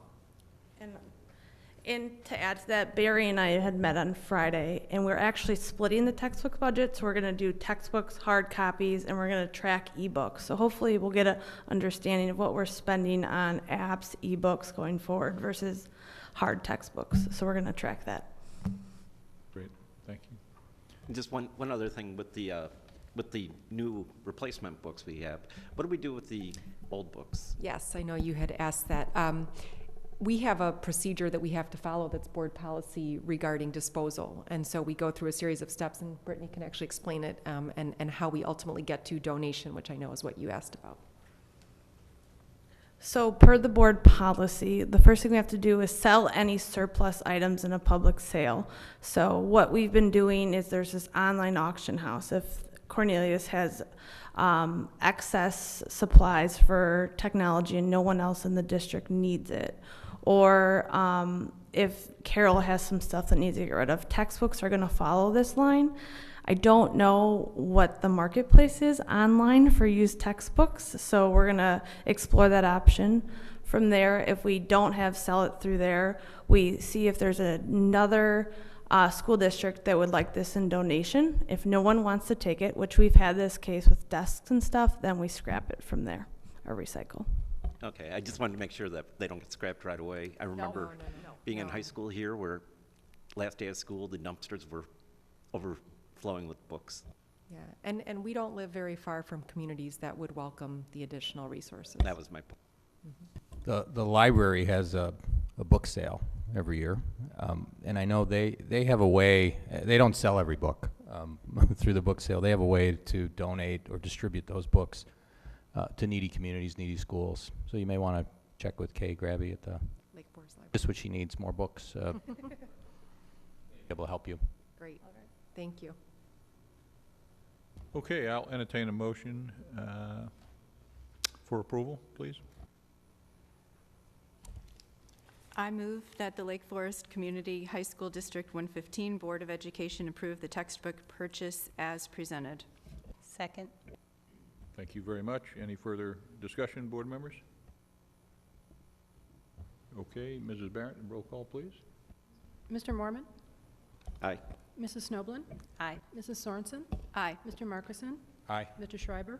Aye. Mr. Powers? Aye. Mr. Black? Aye.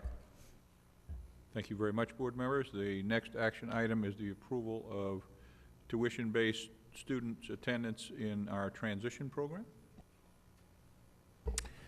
And this will be for Mrs. Fagel or Mr. Albus? So we came to you last year asking as a new request for, at that time I believe it was also 2 individual students from Township High School District 113, Deerfield High School in particular, who were interested in participating in our transition program on a tuition basis. And we were able at the time, and we're able to also at this time accommodate the requests we have. No additional staff is required as a result of these students. And this is coming out of a partnership that our Department Chair for Special Education has with her colleagues in surrounding districts. Any questions about the request? It seems like a great and cooperative thing. We get a little money, and we establish good relations with the sister Exactly. districts. So. Okay, I will entertain a motion to approve, please. I move that the Lake Forest Community High School District 115 Board of Education approve the tuition-based students' attendance in the transition program as presented. Second. Any further discussion or questions, board members? Hearing none, Mrs. Barrett, can we have a roll call vote, please? Mrs. Sorensen? Aye. Mr. Powers? Aye. Mr. Mormon? Aye. Mrs. Snoblin? Aye. Mr. Schreiber? Aye. Mr. Markison? Aye. Mr. Black? Aye. Motion carries. Thank you. That brings us to approval of the Illinois Bone and Joint Institute Trainers Contract Renewal. Alan, maybe, or? In your packet is a memo from Tim Burkhalter with what's become pretty much of a routine request over the last 5 years. We run a blended model when it comes to athletic trainers. We have some in-house, and then we contract out with the Illinois Bone and Joint Institute. And so there's some advantages to each of those. With the in-house model, you have people who are familiar with the operations, the staff, and the students. But with the contracted, you bring in access to resources that we normally wouldn't have, and staffing. And so that's worked very well for Tim. If you take the $25,000 by the 1,000 hours of service, it's $25 an hour. So we felt that's been a very reasonable rate, and that rate has not changed over the 5 years. So again, this is a model that's been working. We'd recommend approval. Any questions, board members, of Mr. Albus? If not, I'll entertain a motion for approval. I move that the Lake Forest Community High School District 115 Board of Education approve the IBJI Trainers Contract Renewal as presented. Could I have a second? Thank you. Any further discussion or questions? If not, Mrs. Barrett, a roll call vote, please. Mr. Powers? Aye. Mr. Schreiber? Aye. Mrs. Snoblin? Aye. Mrs. Sorensen? Aye. Mr. Markison? Aye. Mr. Mormon? Aye. Mr. Black? Aye. Motion carries. Thank you. This now brings us to approval of the CSCI, the survey we just heard a presentation on, as an alternative to the Illinois 5 Essentials Survey. Mr. Simic? Oh, Ms. Fagel again. Hello again. So the Illinois 5 Essentials Survey is something that we are required to administer every other year. And this was an effort by the state of Illinois to have the school report card reflect more than just students' academic performance. And so they have redesigned that report card, and working with the University of Chicago, chose the Illinois 5 Essentials as the survey for schools to administer.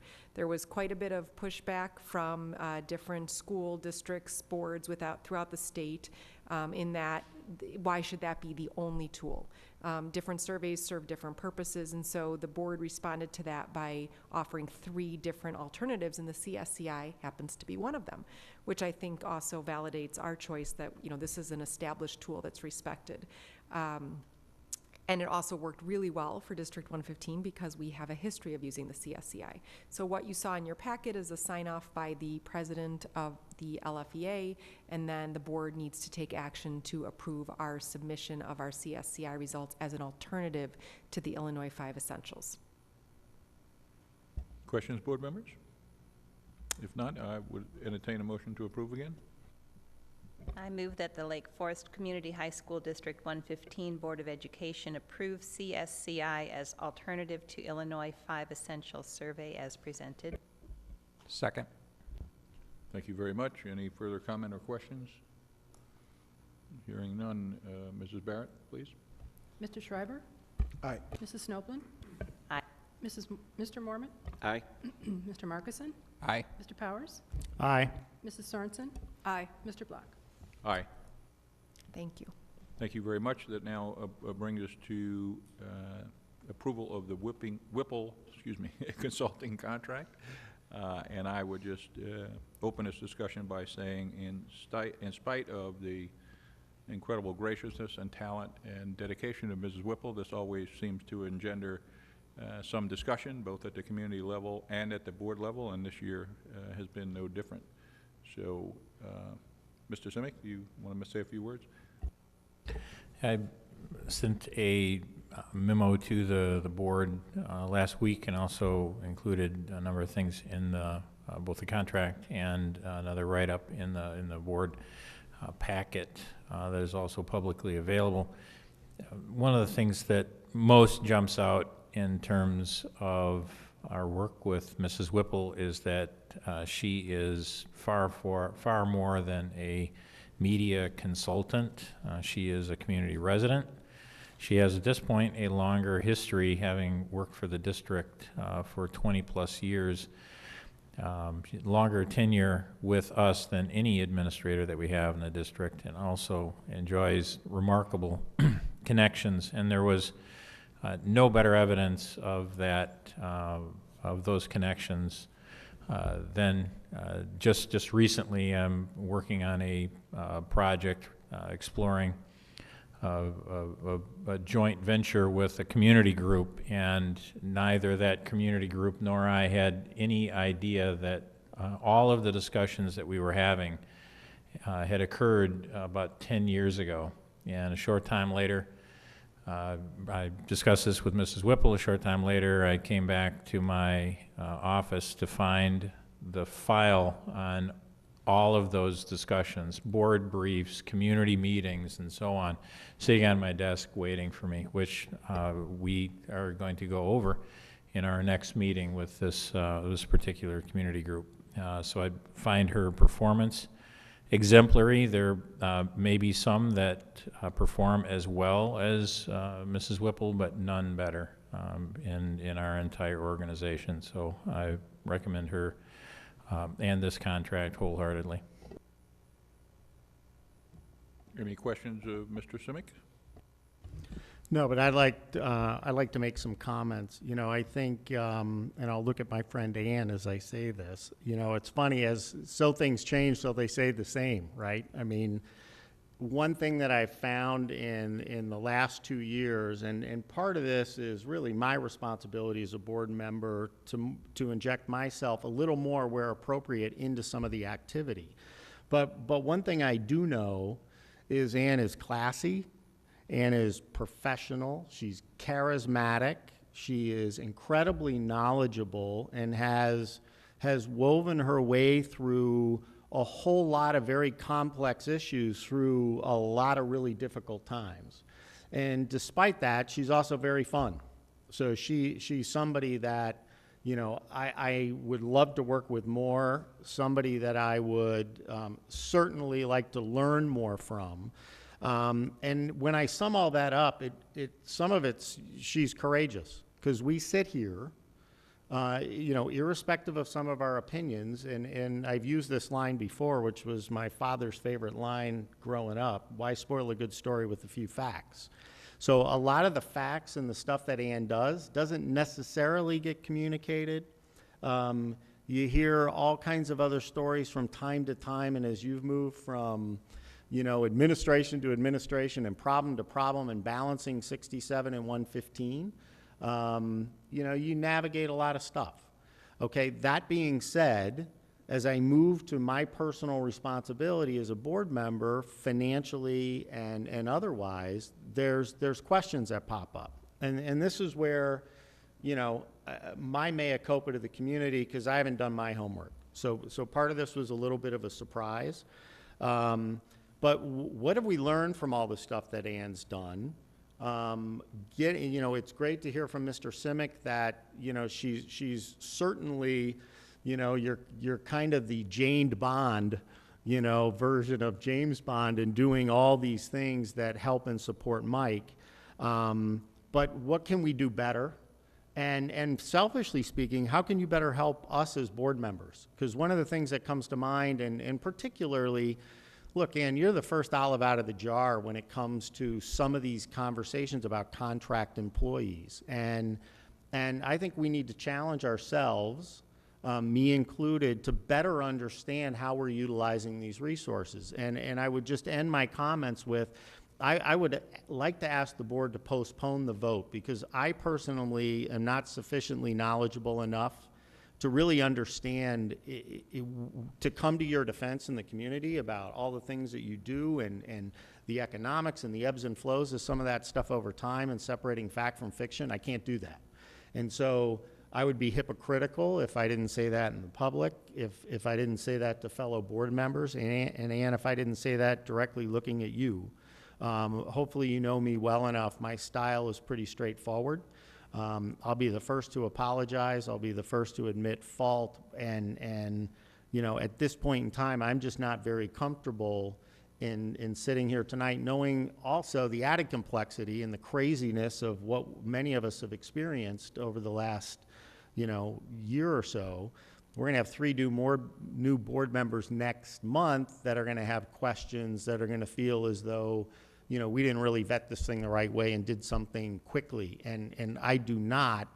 I don't want anybody in the community to think that, you know, this is anything other than us truly, you know, better understanding the facts, communicating where the real value can be. And quite honestly, you know, I think there's so much more we can do from a, you know, I've talked about this before, a marketing plan, a communication plan that, you know, I now find myself saying again in the 13th month, which isn't your fault, but it's mine for not forcing the issue. And I want to make sure that we're capturing some of that in areas of responsibility, and maybe reestablishing some time parameters to do it. So once again, I'd like to graciously ask for the board to consider postponing the vote until I, for one, can do some homework. And I'd love to spend some time with you. And, you know, that's all I have to say. I think one issue is that one of Ann's attributes, in my opinion, is that she is quietly competent, so quietly so that the board doesn't always know that she's been responsible for something or that she had a hand in something going as smoothly as it did. So I can understand where John is coming from. I've worked with Ann for many, many years, and I've personally seen much of what she does, and I have never had the slightest qualm whatsoever in approving her contract. But I think John makes a good point that there are things that Ann can do for the board, and has at times in the past, but not in recent years, that are of a great deal of value. Ways for us to communicate better among ourselves and with the community better. Not that you don't already have enough on your plate, but there are a lot of ways that you can really interact with the board in ways that'll benefit the board, but also maybe help them understand a little bit what it is why you're so valuable to Mike, and that you are adding value to the board as well. So. Thank you very much. Other comments? Ted? Yes. Well, first I want to echo what is the sentiment of the board. I think you are a highly appreciated employee. I think you are diligent. You're without compare from everything I understand. And I've grown over the last couple of years to really appreciate your value. And so it's not a reflection on you, but I do want to say, I'll piggyback on what John has said, that we were presented this contract at, I believe, last Friday, but by the time I got to it was over the weekend and didn't really have a chance to get into it, and then had a family issue that I had to deal with, which isn't your fault. But I also wanted to ask, well, there's certain issues. The all-in amount is $97,250 per district, so just under shy of $200,000. But then also there's a clause, between July 1st and August 30th, if there's additional work performed. And this is more towards the business office, and I know in years past, you have submitted invoices, and I would just like to know what those amounts are, because we really don't get a full measure of what the actual contract is without having some of these. And part of it is also, when we are doing all these, so to speak, one-off contracts, it concerns me that they seem to be kind of all over the place. And so I just need to get a warm, fuzzy, like I said, in the last 5 years, how much was under Section 1, subparagraph D, how much additional compensation was there, what the total, in total for 115 and 67 is, has been over the past several years. And I would ask the business office to be able to provide us a little more information on that. And as with most consultant contracts, I don't know, is it common to get a 6-month, we had talked about it last night, and it's not, either side can terminate with 6 months contract payout. I don't know, is that standard? And we haven't benchmarked with other districts, so I don't think we have a good measure of what the value of the contract is, except that, we do value you, and, we expect you to stay around. But going forward, I would like to see more, more information given to the board so we can make good decisions on behalf of the community. And I don't see where we had the opportunity to do that in the last 3 or 4 days. Ted, let me just jump in real quick. I think it's important, one other thing to mention, Ann's been very flexible on the timing too. She's had everything from, I think, a 3-year contract to a willingness this year to even do a 1. And I think that's incredibly important that it gets mentioned. That doesn't solve my problem, but it speaks to Ann's professionalism once again and willing to work with us. And so Ted, I think without getting into some of the details of the contract, I think you and I probably have mirror some of the same issues and questions, and we can work together and we can work with Ann to try to get those answers, and then have a much more sufficient response. I mean, success to me would be at the next board meeting, being your advocate and stating, hey, here are clearly the things that Ann has done. More importantly, here's the area of focus we're going to work on in terms of really tapping into your expertise in other areas. Because there may be some stuff you're doing now you may not even want to be doing. Sorry, Mike, but that's the reality of all this stuff. So would love to, vet through that and certainly communicate with the new board members as well as the outgoing ones, because you guys are a perfect testament to our work product and what we've seen.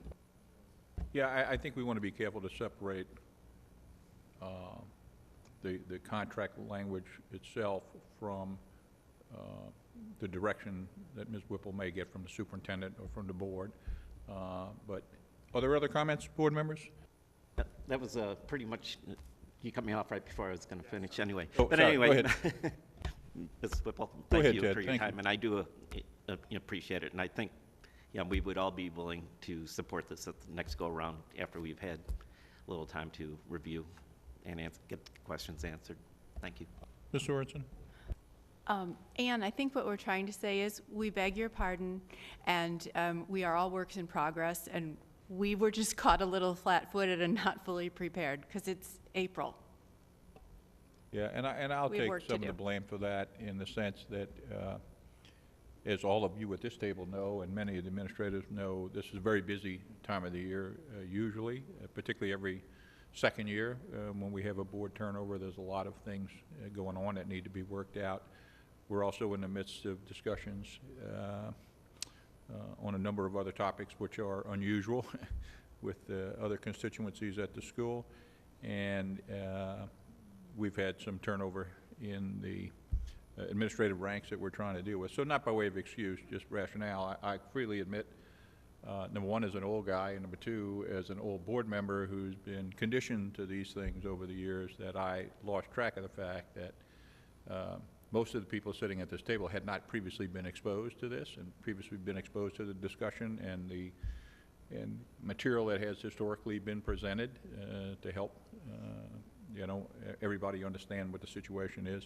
So I would suggest we take up Ted and John's comments, and that we do indeed table this agenda item until the next board meeting. And so I would ask for a motion, please, to do that. Mr. Simic, do you have some things to say? You look like maybe you did. I didn't mean to cut you off.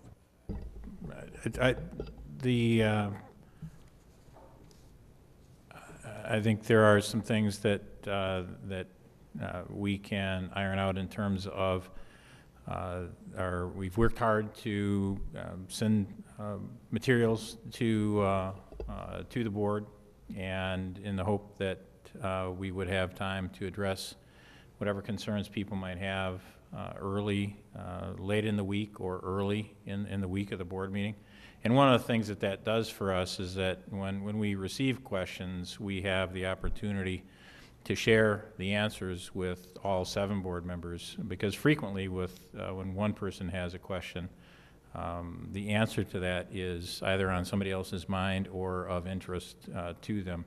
And so I think that the timeliness of our packets, and then also I know it's a constant struggle to read the significant amount of stuff that we sometimes send, but on some of these things, it really does benefit. And the difficulty always is, unless we're going to have a 2-month cycle on some of these decisions, we really do need to present material and then have a vote within 4 or 5 days following the sending of that information.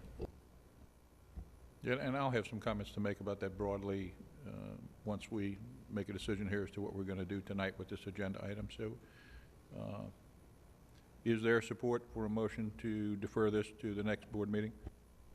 I move that Lake Forest Community High School District 115 Board of Education postpone the vote on the Whipple contract until the next board meeting.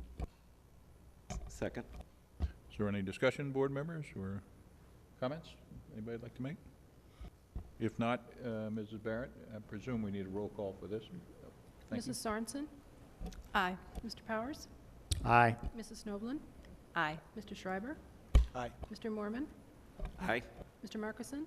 Aye. Mr. Black? Aye. Motion carries. Thank you very much, board members. Before we move on to the next action item, I'll take the unusual step, I think, of making some comments publicly that extend way beyond the situation that we just talked about. We had rather lengthy discussions in executive session about a number of kind of similar items, and I complimented Mr. Albus in my president's report. Al and I have a long history, going back to my early days on the operations committee, about trying to work together to routinely generate a package of information when there's an ask, when there's a decision to be made, that to the extent possible, you know, obviates the need for questions, obviates the possibility of questions going forward. And I think it's the consensus of this board that one of the areas where we haven't made as much progress as we would have liked, we've made tremendous progress on finance and operations kind of issues, but on human resource issues, contractual issues, be it employees or third parties, the board doesn't feel like we're at where we would like to be. So, Dr. Wilcox, with you here, I'll make this comment, and Mr. Simic, if we could work toward trying to present a package of information that provides background, provides perspective on the key elements of an ask, that allows board members to see the whole situation and come to some conclusions, I think it would be a major help. We haven't developed a consistent way to do that, and we're yearning for that. And unfortunately, I won't be here to see it, but hopefully the next board will. So, thank you. Yeah, I wanted to comment just in case that there's any possible misconstruement of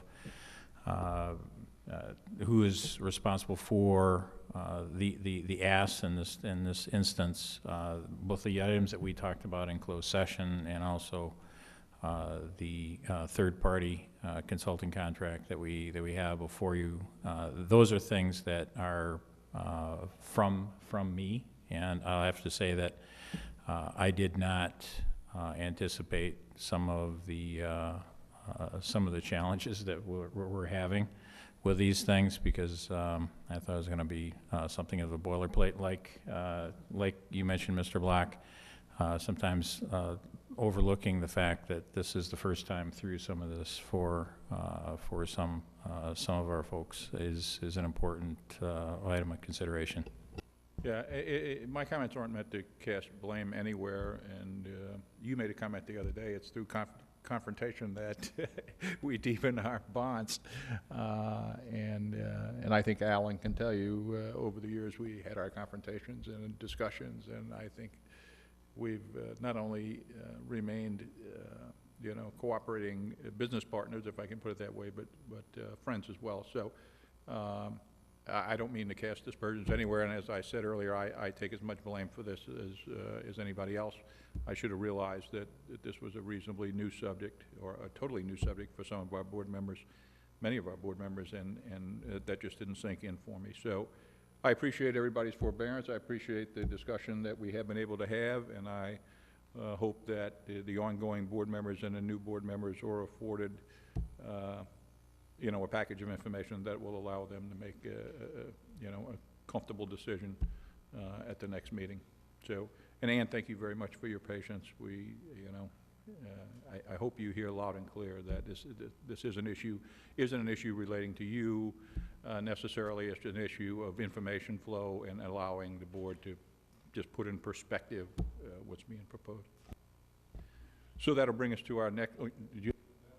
I thought you were reaching. Okay. So that brings us to our next action item, which is approval of Assistant Superintendent of Curriculum, Instruction, Technology, and Assessment contract. In other words, Mr. Rogers' new contract to move from principal to Mrs. Fagel's role. So is there going to be any kind of presentation, or the board has already seen the contract, and I don't know if there's a need for it. Board members, any questions or comments? I would, yeah, this is, this is another one of those issues in terms of effective communication and alignment, and giving the community confidence that, we're thinking more than one step down the road. My confidence in Barry, it couldn't be stronger at this point. I mean, what he's demonstrated over the last couple of years, I think has been great. It's been great to the point that there's a lot of concern in the community as to, oh my God, I can't believe he's moving on. The good news is he's moving on, but he's not leaving us. So we have all those great elements. This particularly was a personal request of mine to be a little more involved in, to better understand some of the ebbs and flows, because we're going to have some changes with some key personnel. Alan is certainly not going to be here all that much longer, and we're going to be thinking about that. And so I think there needs to be some alignment. The good news is, come the May meeting, I will be an upperclassman because I'll be entering my junior year, so I'll be much wiser. But I think there's things about length of contract, special elements and terms that exist in one administrator but not in the other, that I would challenge us, especially those of us board members that will be continuing on after this meeting. I'm fully supportive of Barry in his new role in this transition, and I have mentioned numerous times, we as a board have one employee, and that's the superintendent. We need to stay out of Mike's way as he builds his team and he provides them the direction that he thinks is best. The downside of that is it's kind of a pass-fail deal. There's a bunch of little tiny things that aren't big deals or little pebbles, but when there's multiple ones that stack up, it forces us as board members to start making bigger decisions. So anyway, my apprehension on this and why I wanted to speak out publicly is, I personally didn't feel as though I was involved as I wanted to be. However, it has nothing to do with Barry being the right guy for the job. And I would point out the length of the contract that's identified, and Mr. Simic, correct me if I'm wrong, the length of the contract is 5 years, but the board's obligation is only 12 months. So when we think about fiscal responsibility to the community and thinking, trying to be protective of taxpayer resources, that's something that's a testament to Barry and his willingness to put his money where his mouth is. But it also creates some inconsistency as then what's the value of a 5-year deal? And so hence therein lies the rub and some of the inconsistencies that I think is very difficult for the community to understand. And most importantly, I want to be the guy or the person that's able to articulate that when asked and not provide the confidence that I think the community deserves when asked or challenged on some of these issues. So that said, I'm done. I think couldn't be more excited as we think about the next school year. Certainly very sad to lose Lauren and the energy that she's created. I mean, part of this is your fault, so just so you know that. But I think that the team that's put in place is been incredibly impressive to me as I think about all the change. Mike made a comment at the APT meeting about, well, I think change is good, and every couple of years we should have new leadership. Well, as people internalize that didn't come across, I think, as intended initially, that, oh my God, we're supporting this revolving door of talent. If it's managed in thoughtful talent and we have the right succession plan, it has a different feel. And I think we're going to have to be the responsible party to communicate that effectively. We need to act as one board as we go forward, but we're multiple different personalities and different thoughts and different ideas. So it's just one of those things. Oftentimes we sit up here and we go through and you hear everyone vote yes, and everyone's like, seriously, what are you guys doing? I think this is just an example of, we can disagree in public, and it's important that I think the public understands that there's a lot more thought that goes into some of these decisions than they think typically, and this just isn't a rubber stamp type thing.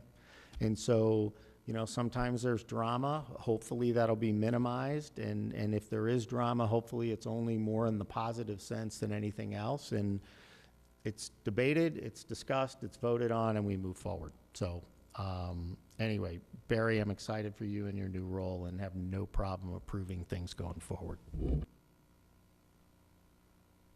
Okay, any further comments, board members? I guess I disagree a little bit, John, with some of the things you said.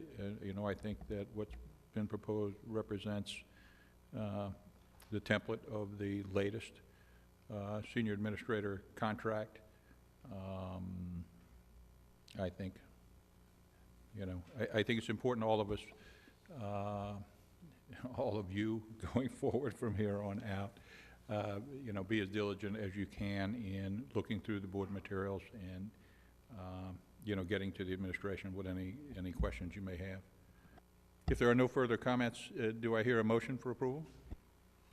I move that the Lake Forest Community High School District 115 Board of Education approve the Assistant Superintendent of Curriculum, Instruction, Technology, and Assessment contract as presented. Second. Thank you very much. Any further comments or questions, board members? I think it just needs a new title, a little bit shorter. I would agree with that. I'll leave that to the next board and Mr. Simic to work out. Mrs. Barrett, a roll call, please. Mrs. Snoblin? Aye. Mr. Mormon? Aye. Mr. Powers? Aye. Mr. Markison? Aye. Mr. Schreiber? Aye. Mrs. Sorensen? Aye.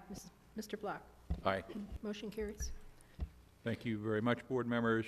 That moves us to adoption of a resolution authorizing the honorable dismissal of teachers. Mr. Simic. This will be for Dr. Wilcox.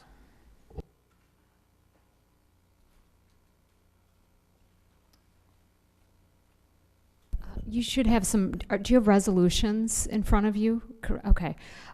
Because we had less than 5 teachers, which we're really happy about, that had to be reduced. If we had more than 5 or more, we would have to have a public hearing and read those resolutions out loud. Because we didn't, we have just a couple of teachers, and the reason for the honorable dismissal is because they were hired for long-term leaves of absence. Those teachers are returning to the district, so that's the reason for these brand new teachers. Unfortunately, we don't have positions for them next year. So it's an honorable dismissal. So we just need to approve the resolutions as presented. Thank you very much. I know that in years past, when there's been uncertainty about enrollment and course selection and these kinds of things, we sometimes rehire teachers that we've ripped. Do you have any sense of what the situation may be this coming year? Yeah, absolutely. That's correct. When a teacher is honorably dismissed or honorably reduced, they do have recall rights. So if in those particular departments there would be a vacancy, by all means, these teachers would be recalled, and we would hope that they could. That the 2 teachers both did a fantastic job for Lake Forest High School this year, and we're sad to see them go. Thank you very much, Dr. Sure. Any questions or comments, board members? Hearing none, can I have a resolution, please? I move that the Lake Forest Community High School District 115 Board of Education adopt the resolution authorizing honorable dismissal of teachers as presented. Second. Thank you very much. If there is no further discussion, Mrs. Barrett? Mr. Powers? Aye. Mrs. Sorensen? Aye. Mr. Markison? Aye. Mrs. Snoblin? Aye. Mr. Schreiber? Aye. Mr. Mormon? Aye. Mr. Black? Aye. Motion carries. Thank you. The next item on the list is the adoption of a resolution authorizing dismissal and reassignment of part-time, non-tenured teacher. I move that the Lake Forest Community High School District 115 Board of Education adopt the resolution authorizing dismissal and reassignment of part-time, non-tenured teacher as presented. Second. Any comments or discussion, board members? Hearing none, Mrs. Barrett? Mr. Mormon? Aye. Mrs. Snoblin? Aye. Mr. Markison? Aye. Mr. Schreiber? Aye. Mr. Powers? Aye. Mrs. Sorensen? Aye. Mr. Black? Aye. Motion carries. Thank you. And then we have an identical resolution regarding a different teacher as the next item on the agenda. I move that the Lake Forest Community High School District 115 Board of Education adopt the resolution authorizing dismissal and reassignment of part-time, non-tenured teacher as presented. Second. Thank you very much. Assuming there's no discussion, Mrs. Barrett? Mrs. Snoblin? Aye. Mr. Schreiber? Aye. Mr. Markison? Aye. Mr. Powers? Aye. Mrs. Sorensen? Aye. Mr. Mormon? Aye. Mr. Black? Aye. Motion carries. Thank you. That brings us to adoption of a resolution authorizing dismissal of a part-time educational support personnel. Assuming there's no discussion, could I have a motion, please? I move that the Lake Forest Community High School District 115 Board of Education adopt the resolution authorizing dismissal of part-time educational support personnel as presented. Second. Thank you very much. Again, assuming there's no discussion, Mrs. Barrett, could we have a roll call, please? Mr. Powers? Aye. Mr. Markison? Aye. Mrs. Sorensen? Aye. Mrs. Snoblin? Aye. Mr. Schreiber? Aye. Mr. Powers? Again? Aye sorry. again. Mr. Black? Aye. Thank you. Motion carries. And then lastly, on the action item list, we have approval of our routine human resources report. Is there any presentation tonight or just as written there? Okay, fine. I move that the Lake Forest Community High School, did I cut somebody off for a comment? Apparently not. Go ahead. I move that the Lake Forest Community High School District 115 Board of Education approve the Human Resources Report as presented. Second.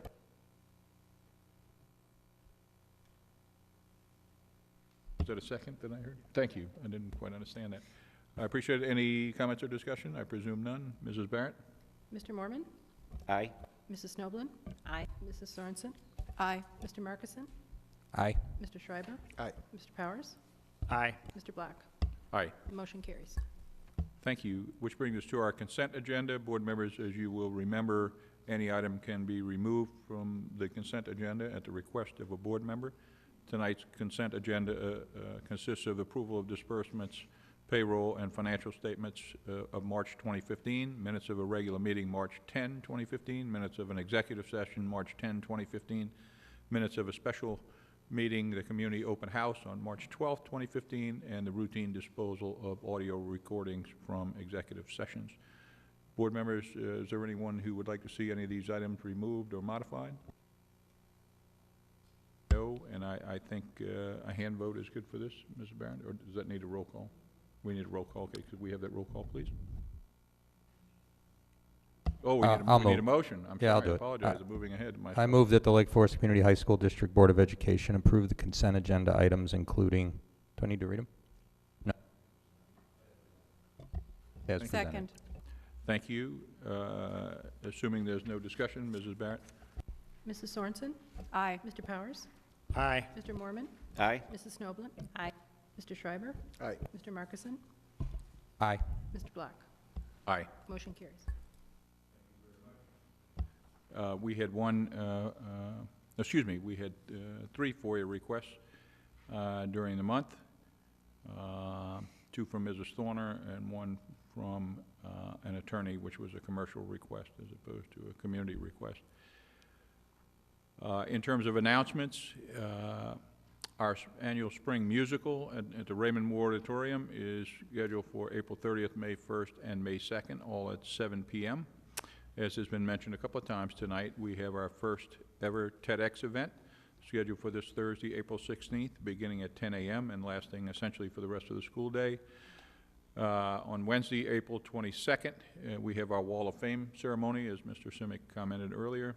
On Monday, May 4th, we have our old board, new board meeting, which is the biannual reorganization meeting for the board, where those of us retiring will step down. New board members who were elected will be sworn in, and new board officers will be elected. So anyone with an interest, I would highly encourage to come. Tuesday, May 12th is the next regular Board of Education meeting at 7 p.m. here in our West Campus boardroom. Does anyone have anything further they would like to say? I just had one comment, or actually a question concerning the TEDx event. In the board package or weekly notes it mentioned, that we should stop by and check it out. But I also read that it's a sold-out event, unless you're invited. Oh, Well, we got invited. We got invited. I thought we did, but I also read somewhere that. Well, you have to RSVP. So, yeah, So you have to answer the invite, yeah. But we still have room for you. Okay, then I would entertain a motion to adjourn. So moved. Second. All in favor? Aye. Aye. Any opposed? I suspect not. This meeting is adjourned.